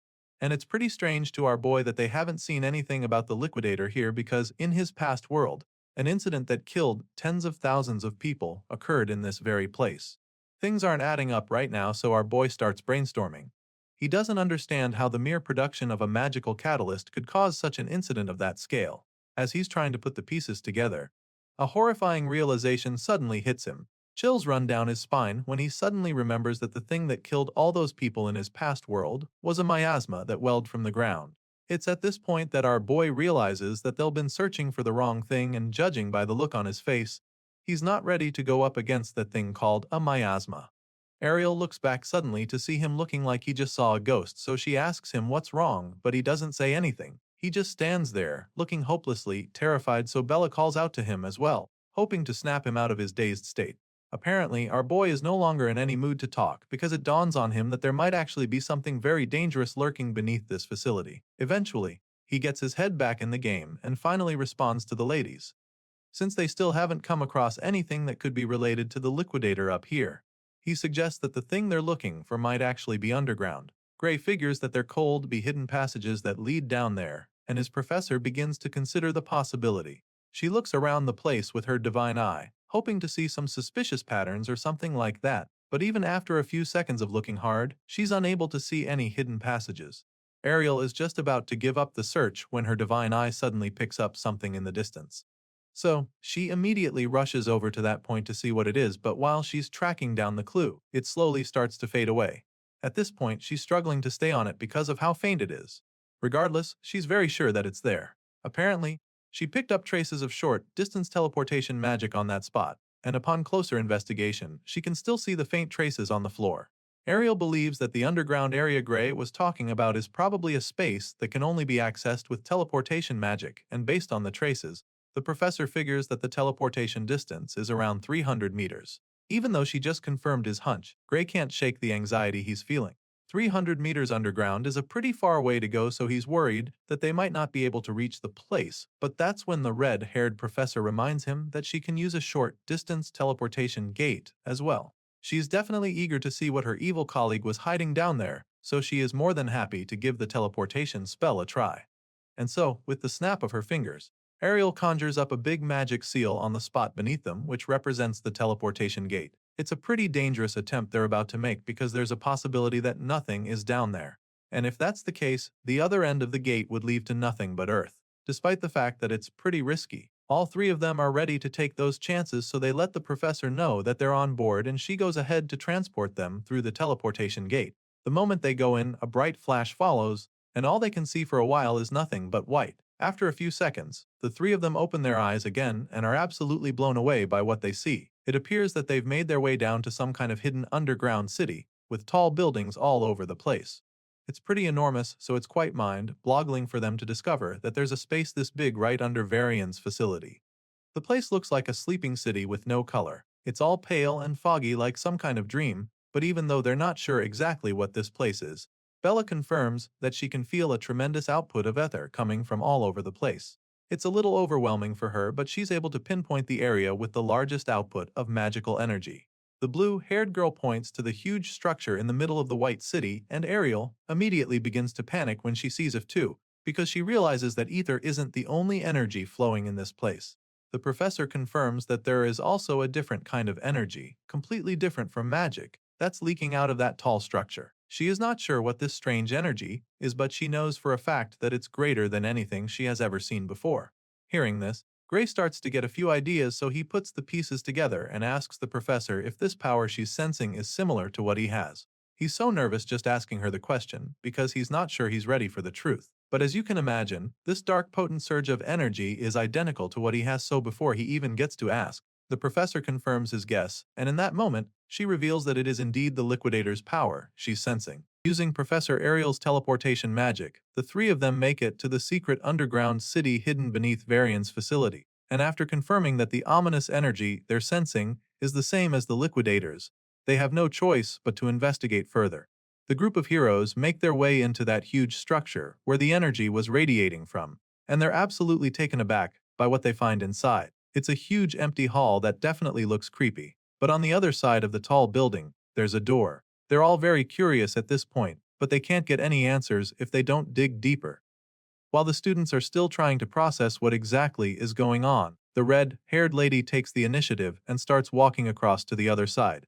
From the looks of things, she is extremely certain that this place is where the energy is coming from. Ariel reaches the mysterious door, and of course, she has only one thing in mind, which is getting inside. She knocks on the door, and when there's no response, she slowly pushes it open. Bella is pretty nervous at this point, because she's not sure they should be going in there or even touching the door. The blue-haired girl tries to discourage her professor from being so forward, but Ariel simply tells her to relax. As far as she's concerned, this door doesn't hold any power, and she's convinced that it's just placed there as a symbol for the ritual. And so, just like that, Ariel walks in and then looks back at the students, feeling that they should know all this already. Anyway, now that she's in, she assures them that the power is not in the door, but actually in the magic rigs around it. That's when we get to see what she's talking about. Inside the room she just entered, there are several glowing rigs lined up in a circle, and she walks right into the middle of it. The moment she does this, the rigs begin to explode in a huge surge of energy, and of course, Gray gets really worried. He shields his eyes as he struggles to see what's happening in front of him, and asks the professor if she's trying to summon the liquidator. The shockwaves from the magic rigs are so powerful that they almost send the two students flying like pieces of paper. Bella is particularly having a hard time staying on her feet. It's all really scary to her, and she feels that this kind of magic is too dangerous for them to handle, so she concludes that they have to shut it down right away, regardless of what Ariel says. The blue-haired girl isn't even done saying this when the professor stops her. Ariel warns them not to rush into the circle and then explains the situation to them. Apparently, Ariel's prediction tells her that this setup isn't actually capable of summoning the liquidator.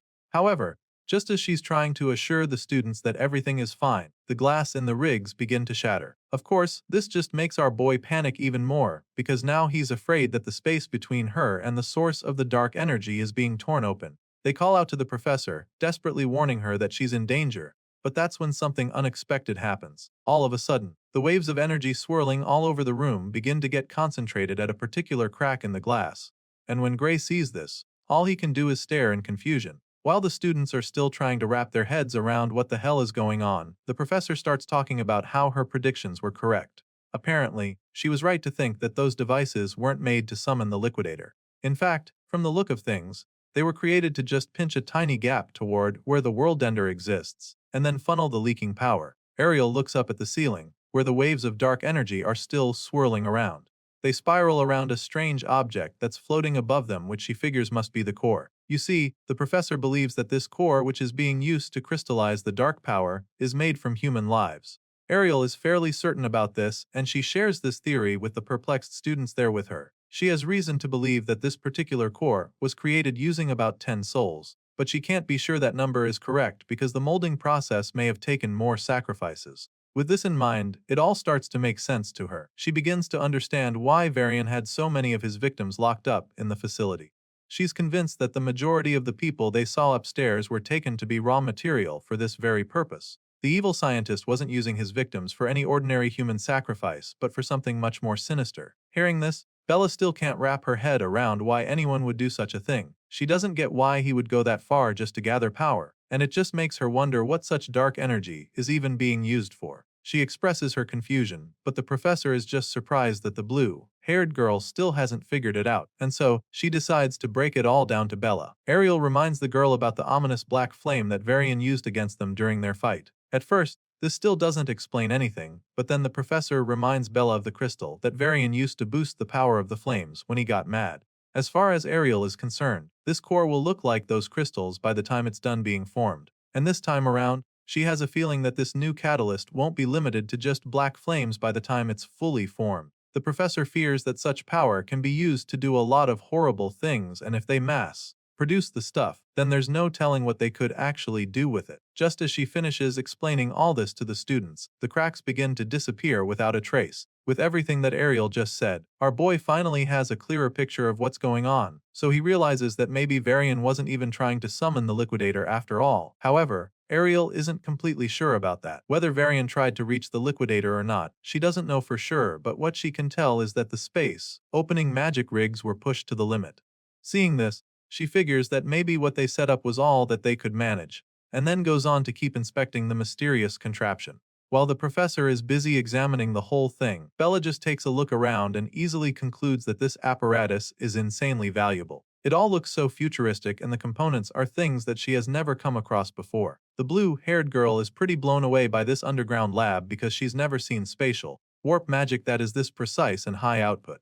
As you can imagine, the professor confirms her assertions, boldly stating that making one of these setups would literally cost a nation's budget. That's definitely a bold statement, but the truth of the matter is that Ariel isn't even trying to exaggerate, which is why she's shook by the fact that there are practically 8 of the magic rigs in this secret laboratory. It's a mind-blowingly expensive project for sure, so there's only one organization that comes to her mind. Hearing this, Bella takes a quick guess, wondering if her professor is thinking about the Discar Empire, but Ariel explains that those aren't even the suspects she has in mind. Sure, everyone knows that the Discar Empire is the biggest country in their world, but for some reason, Ariel doesn't think they're the ones behind this. You see, the professor doesn't think that the Discar Empire has the magical research resources to build one of these. At this point, the blue-haired girl is left completely stumped because she has no idea who could be behind this if Ariel doesn't think her guess is right. Well, the professor is convinced that there has to be some kind of organization running the show, and this organization has to be one with magical research that's far greater than anything the Empire has. Ariel shares her thoughts with the students,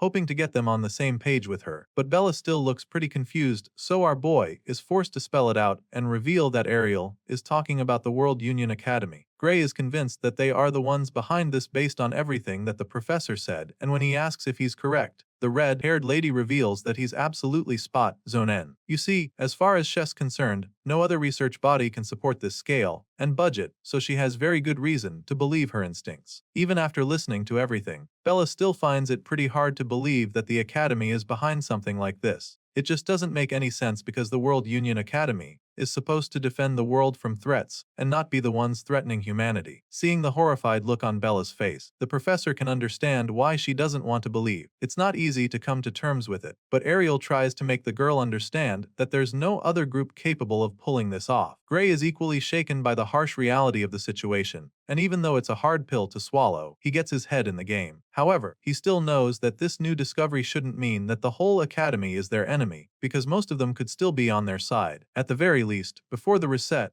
the Academy's top forces were the ones on the front lines during the battle against the Liquidator. Even beyond the subjugation sausage, they kept protecting civilians right until the very end. And so, after seeing that future, Gray can't just believe that everyone in the Academy is an enemy to humanity. Thankfully, the professor agrees with him completely, admitting that most of the Academy probably acts for humanity and wouldn't allow experiments that waste lives. However, she is also aware that the Academy has countless researchers, and she makes this known to our boy. The Academy has countless facilities as well, and hardly anyone in this world truly knows the whole picture. Besides, they still don't even know for sure who is behind Varian. All they know is that the person or persons has some serious backing. Ariel knows for a fact that her twisted colleague couldn't have arranged all of this with his authority alone, which means that he must have had some people in the Academy who were working with him. Hearing this, Bella becomes really nervous because it's starting to become pretty obvious that they can't fully trust the Academy either.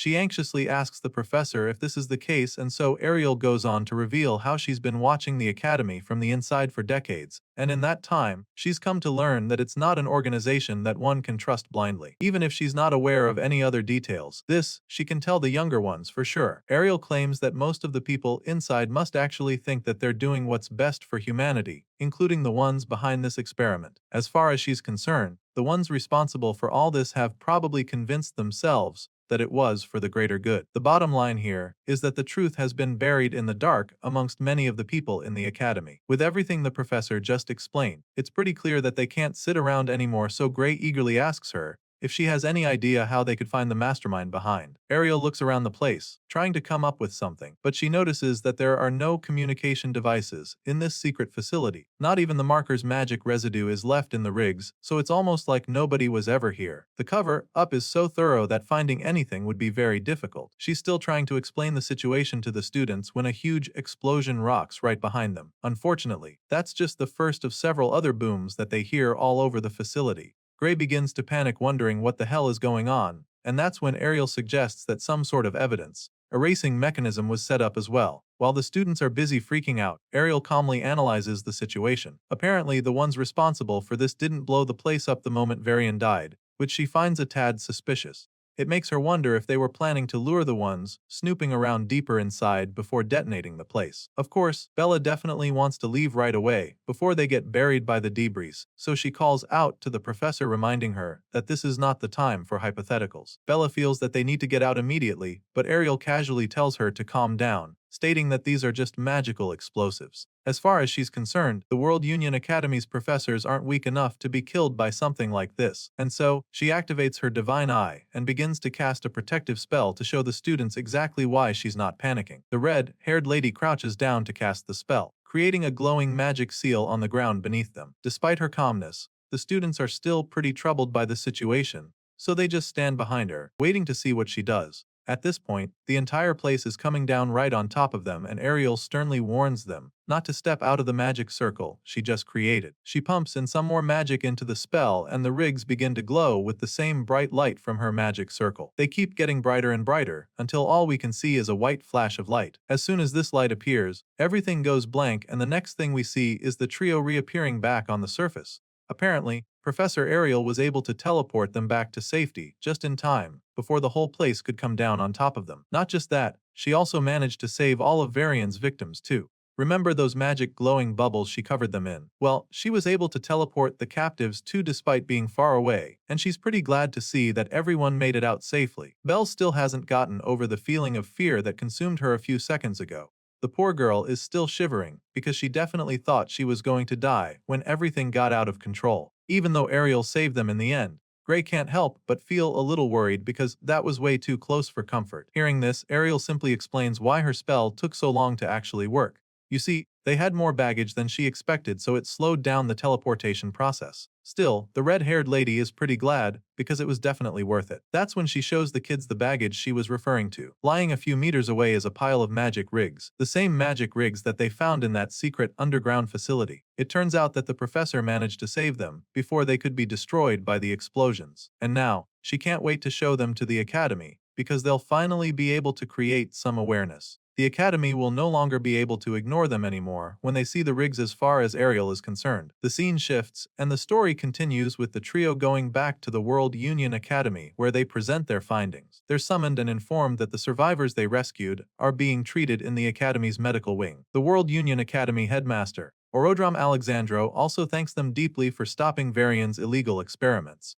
Once that's out of the way, he goes ahead to talk about the magic engines that the twisted scientist was using. He examines the schematics of the rigs, and after taking a good look at them, he confirms what Ariel says earlier. Just as the professor predicted, each one of the rigs is worth more than a national budget. Of course, Ariel is glad you see that the headmaster is on the same page with her. She points out how there were 8 of those rigs, and insists that there's no way Varian could have gathered that kind of firepower all on his own. I mean, she can't even begin to imagine how he managed to obtain these components if he did it all alone. In that moment, the headmaster suddenly reveals that these parts she's talking about are stolen goods. Orodram Alexandro states that they were hijacked mid-transport, adding that 78 transport agents were even wiped out during the heist. As you can imagine, This is pretty shocking news to the students, so they have a hard time processing it all. But Ariel just has a cold blank look on her face like she's not surprised to hear this. Apparently, she's heard of an incident like this before where 78 agents of the academy were killed, so she asks the headmaster if he's talking about the incident from 15 years ago. Ariel is actually hoping that it's not the same one, but the headmaster confirms that her guess is right, explaining that the stolen cargo back then carried these very engines. Hearing this, Ariel begins to think back, trying to recall details from that incident, and before she can even say what she remembers,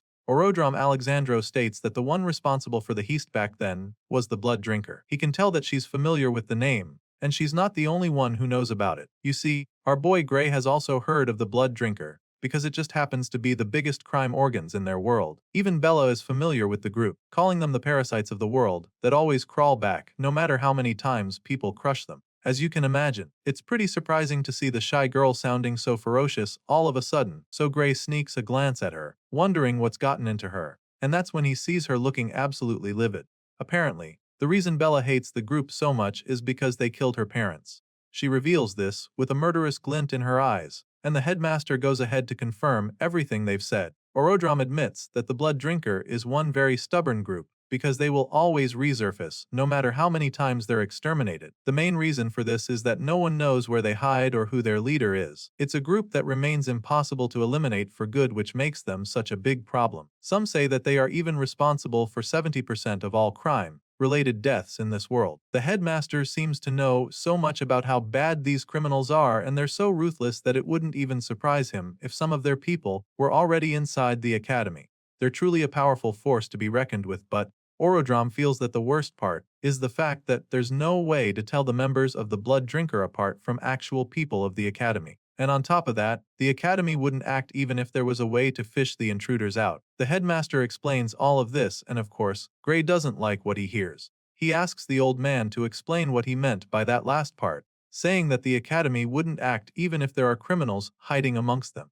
Bro looks like he's about to snap at the old man, but before he can say anything else, Professor Ariel cuts him off, informing him that this is just how the academy operates now. She explains that anyone with talent gets a chance to grow stronger in the academy, regardless of their bloodline, their race, or gender. At this point, the headmaster chimes in, confirming all that the lady just said, and then goes on to say that all candidates who are talented enough are accepted freely into the academy, and that it doesn't matter if they're criminals. Of course, this is a pretty insane way to run things, and Bella doesn't hesitate to let them know how absurd she thinks their tradition is. As far as she's concerned, any criminals that are currently in the academy should be seriously dealt with, and she angrily states this before the headmaster. In response, the man simply claims that he agrees with her. However, he makes it known to her that the higher-ups don't seem to share that view. If it were up to him, all known criminals in the academy would be hunted down, but clearly, it's out of his control. The blue-haired girl is pretty confused when he says this because the last time she checked, he's literally the headmaster of the institution. She feels that he should at least have enough power to oversee something like this, but the man explains that he's nothing more than an underling. He may be the face of the academy on paper, but in reality, he's just a figurehead, and the authority he actually holds is laughable. The headmaster reveals all of this shocking news to the students, and then asks them if they really want to know who is truly running things at the academy.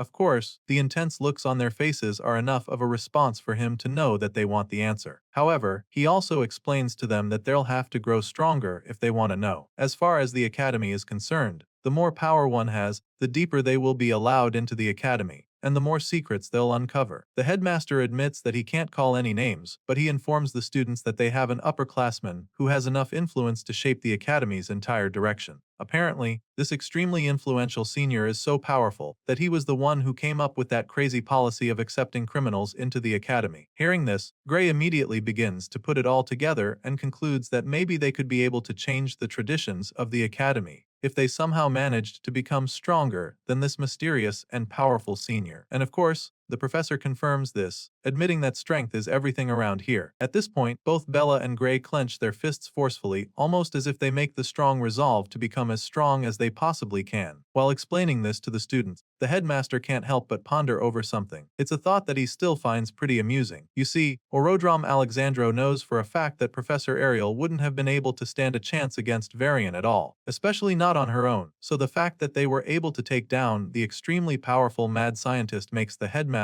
conclude that one of these students did it. With this in mind, he just feels even more impressed, thinking that Ariel's divine eye must be sharper than ever for her to have been able to notice these two amazing talents. Just thinking about this, a small smile creeps up on his face, especially because he can't wait to see what kind of monster she creates by the time she's done training them. Later that day, we catch up with our boy, who's taking a walk along the hallway. All of a sudden, he notices the black tattoos spreading down all the way to his wrists again, which just makes him recall everything that the headmaster said earlier. He's finally starting to understand that indeed power is what rules the academy, which means that whether they want to take down the liquidator or uncover what's going on behind the scenes, they'll need to focus on getting stronger first. That's the only way they'll actually be able to influence anything that happens in the academy. The hero is deep in thought, probably trying to come up with a plan when all of a sudden, he senses something strange. He turns to look, and that's when he sees someone charging at him with a powerful drop kick. He sees the strike coming at the very last second, so he doesn't have enough time to react or even dodge the attack. All he can do is use his arms to shield his face. He ranks the kick like a pro and somehow even manages to stay on his feet after sliding a couple meters back. After a few seconds, he slowly peeks his head up to see who just attacked him, and that's when the guy scoffs, admitting that Gray is actually tougher than he expected. At this point, our boy snaps at the guy, wondering what the hell is wrong with him. He asks the guy what his deal is, so the crazy-eyed stranger snaps right back at him. The guy accused Gray of walking around like he owns the place and then calls him a special admission reject. As far as this troublemaker is concerned, someone like Gray doesn't belong in this hallway, and he makes this very clear to the hero. And so, the moment Gray hears this, he realizes that this goon is another one of those bigots who hate the special admission students. He's already gotten used to the hate, but this is the first time someone is actually kicking him the hallway because of it. And so, Gray concludes that this person might actually be after something more, so he reaches for his blade and asks the troublemaker if he is trying to pick a fight right now.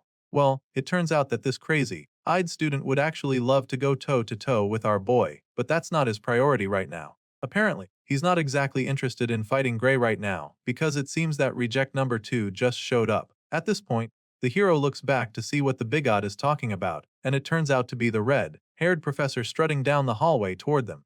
Clearly, this troublemaker isn't exactly keen on getting in trouble with a professor of the academy, so when he sees Ariel walking over, he casually walks away, promising to finish this later. As he's walking away, he can be heard talking to someone, as if he's talking through a communication device. Mr. Crazy Eyes apologizes to someone over the phone, claiming that surveillance is too tight for him to get any closer to the target, and then promises to send someone else there soon. It just so happens that this finger-biting brainwashed hater is reporting back to Varian, which is absolutely shocking because the evil scientist is supposed to be dead. As soon as the hallway stalker leaves, Professor Ariel gets to Gray to see how he is, and she's definitely so she asks him what happened. The truth of the matter is that the hero still isn't even sure what the hell just happened, so he simply tells the red-haired lady that some random student just kicked him for no reason. He also tells her how the crazy-eyed stranger said that a divine eye special admit like him shouldn't even be walking around the academy's halls. As you can imagine, the lady is taken aback by this report, so she takes a second to process before going on to check our boy's body for wounds or bruises. Since there was no weapon and Gray wasn't injured, she informs him that there's not much she can do about the situation officially. That being said, she suggests that Gray chase the troublemaker down and punch the lights out of him for what he did. She gives him this idea with a really mischievous grin on her face, and you can already tell that she can't wait to see Gary mop the floor with the guy. On the other hand, the hero is so shocked when he hears her telling him to go punch another student, because he didn't even think he was allowed to do something like that. Well, it's not like fighting in the hallway is allowed in the academy, so she can't technically permit it since she's his professor. But then again, she suddenly starts acting like her eyesight has been getting bad lately, suggesting that she might not even notice if something were to happen nearby. At this point, Gray completely understands her angle, but rather than taking the free pass to teach the goon a lesson, he decides to let it slide. As far as he's concerned, it would be way too suspicious, so he suggests that they just leave the guy alone. Gray really doesn't want to cause any more trouble, so he doesn't mind, but the professor is a little disappointed because she was really looking forward to a showdown. Even though it's the right thing to do, she's pretty surprised that Gray actually decided not to retaliate. Besides that, the fact that he could be attacked just like that makes her begin to wonder if the Divine Eye special admits are really that disliked at the academy. Seeing how concerned she is, the MC decides to finally open up, admitting that the haters make fun of them sometimes. But that's just mockery, and he had gotten used to it. So he was really shocked to see that things could actually get physical. For some reason, the red-haired lady had no idea that the Divine Eye special admits were being mocked by other students. She's shocked to hear what Gray just told her, and so she tells him how sorry she is. Ariel feels really bad about it and starts wishing she has a bit more authority around here. At this point, Gray notices that she's getting upset, so he immediately tries to make her feel better, assuring her that she doesn't have to worry about it. I mean, she's already done a lot for him with the limited authority she has in the institution. Heck, if it wasn't for her, he wouldn't even be in the academy right now. Besides that, he's also very confident that Bella and the others will eventually prove that the Divine Eye program wasn't a mistake. After all, it's no news that Professor Ariel has a good eye for picking out extremely talented students. Even if he hadn't seen it in this lifetime, he definitely saw it firsthand in the previous world when she single-handedly picked out some of the strongest heroes in the world who eventually became the guardians of humanity. This remark leaves the professor stunned for a second because she's never heard Gray say it to her. She's truly flattered by the compliment that her cheeks turn pink all of a sudden as she thanks him for his kind words. Despite being really touched by Gray's confidence in the others, she also tells him not to act like it's someone else's problem, just in case he wasn't already aware. Ariel makes him understand that he's the one she expects the most out of everyone in the Divine Eye group. She hammers on this fact and starts calling some of the older students, like Amy White, Leek Muller, and Jacob Bloomfield. She's convinced that these guys will all become top tier just like the special admits before them. Ariel reveals that she definitely has faith in these students, but also admits that the first time she truly believed that someone could surpass humanity itself was when she met him. As you can imagine, the hero begins to feel a little under pressure when she starts talking like this. It's pretty rough on Gray for her to be comparing him to these guys, and it looks like she already knows that he's feeling the pressure. She keeps staring at him intently like she's trying to read his mind while he's fighting the feeling of nervousness. Eventually, Gray decides not to feel pressured because that kind of thinking is weak, and he can't afford to be weak because the mastermind behind Varian probably hasn't given up on summoning the Liquidator yet. He thinks back to that day on the battlefield and recalls how even the great heroes in the previous world couldn't even land a scratch on the Worldender. Gray came back to this timeline for one reason, and that is to make sure that he defeats the Liquidator. Before being sent back, he was literally told that the fate of the world rests in his hands, and knowing that such a responsibility is on his shoulders, he definitely cannot afford to feel overwhelmed or be weak. The story continues a few days later in a swordsmanship class. Today, the students will be engaging in a live combat practice, and after announcing this, the professor asks them to pair up according to the list on the board. Of course, our boy Gray is present for this class, and he's really looking forward to the practical training. It's just an exercise, but he's taking it very seriously because he wants to make a statement. He feels that he needs to be very sharp today because screwing this up will mean that everyone starts badmouthing all the Divine Eye recruits again. At the very least, he needs to show that he can keep up with the regular students. That's exactly what he's got on his mind, but then he realizes how difficult that's going to be when he looks up at the board to see that he's been matched up against the one and only Leonhard Apius. At first, he doesn't even believe it because that's just as bad it would be for him. Well, there's no mix-up, and so Gray confirms that he'll be facing off with the top student of the Swordsman course. Basically, Leonhard Appius is the strongest first-year student, so it's usually a long day for anyone who's not on his side.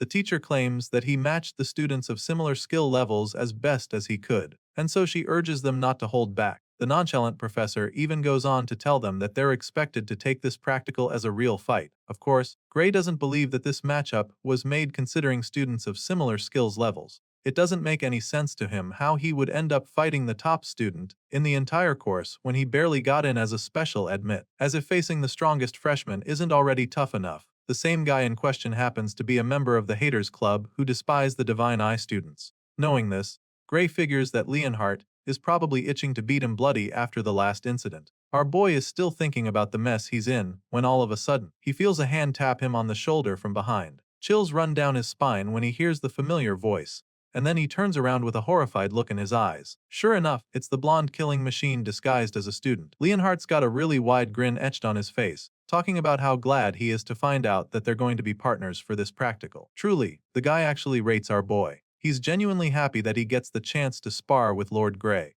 Bro feels that becoming top of the class was definitely worth it, because now he has the opportunity to show what he's really made of. Leonhardt believes that he has trained harder than anyone alive, so now he can't wait for the infamous Lord Gray to witness his true swordsmanship. On the other hand, the MC looks absolutely terrified. Gray probably wishes he could just disappear right now because he is definitely not ready to go up against this guy. He was already nervous about the match up, but after seeing the extremely big smile on Leonhardt's face, our boy confirms that he's cooked. He's so sure that this blondie is loving the fact that he finally gets the chance to beat him up legally. Well, he's looking forward to it, and our boy sadly doesn't have a choice. A few moments later, all the students arrive at the arena when the practical training is supposed to take place. Apparently, this isn't going to be some turn-by-turn stuff, as all those paired up against each other will be sparring at the same time. Once they're all in place, the process asks if they're ready, and a few seconds later, he signals the start of the practical training. All the students start clashing swords immediately, and of course, Leonhardt APS is the most eager of the bunch. The blondie grabs his sword and practically flies toward Gray with a menacing glint in his eyes. He goes in with the first strike and Gray blocks it with his sword as well. Just as our boy predicted, Leonhardt is very powerful. So much so that he's having a hard time holding back the guy's sword. The blondie pushes down hard, determined to overpower the MC, but Gray holds on until they're forced to break away from each other. Leonhardt is clearly enjoying the challenge, so he goes in with another powerful slash of his sword, but the hero deflects this strike as well. He hasn't even recovered from the last one when Leonhardt follows up with yet another devastating strike. This time around, the flaming blast comes way too quickly for Gray to block it, so just when it looks like he's about to get his head split in two, he swiftly gets out of the way. He dodges the slash barely and decides to finally go for the offense. He gets an opening, so he takes the chance to swing his sword as well, but despite throwing a lot into the downward slash, Leonhardt easily blocks it. The blondie blocks the powerful strike, but for some reason, there's a smile on his face. At this point, it's clear that the guy is having a lot of fun. He's not even breaking a sweat, which just means that our boy is going to have to do a lot more to actually stand a chance. With a big smile on his face, Leonhardt commends Gray for being pretty strong. He's impressed and admits that he still doesn't get how the hero didn't make it into the academy through regular admission. The whole time, Gray just remains silent because he is currently channeling all his energy and focus into the fight. He holds back all of the blondie's attacks and continues to deflect all the strikes. At this point, the two skilled swordsmen are practically canceling each other out, which Gray finds pretty surprising. Bro thought that he'd get wrecked instantly, but he's shocked to see that he's actually holding his own. Still, he can't get ahead of himself here or lose any focus now, because he knows that he won't be able to match Leonhardt's raw power, even if he uses both arms. Gray can clearly see that the guy's swordsmanship is insane, so he can't afford to get carried away at any point. Leonhardt's form is a proper textbook-style swordsmanship, but he's perfected it to a terrifying degree, which makes him an absolute force to be reckoned with when he's holding a sword. With the experience our boy garnered in his past life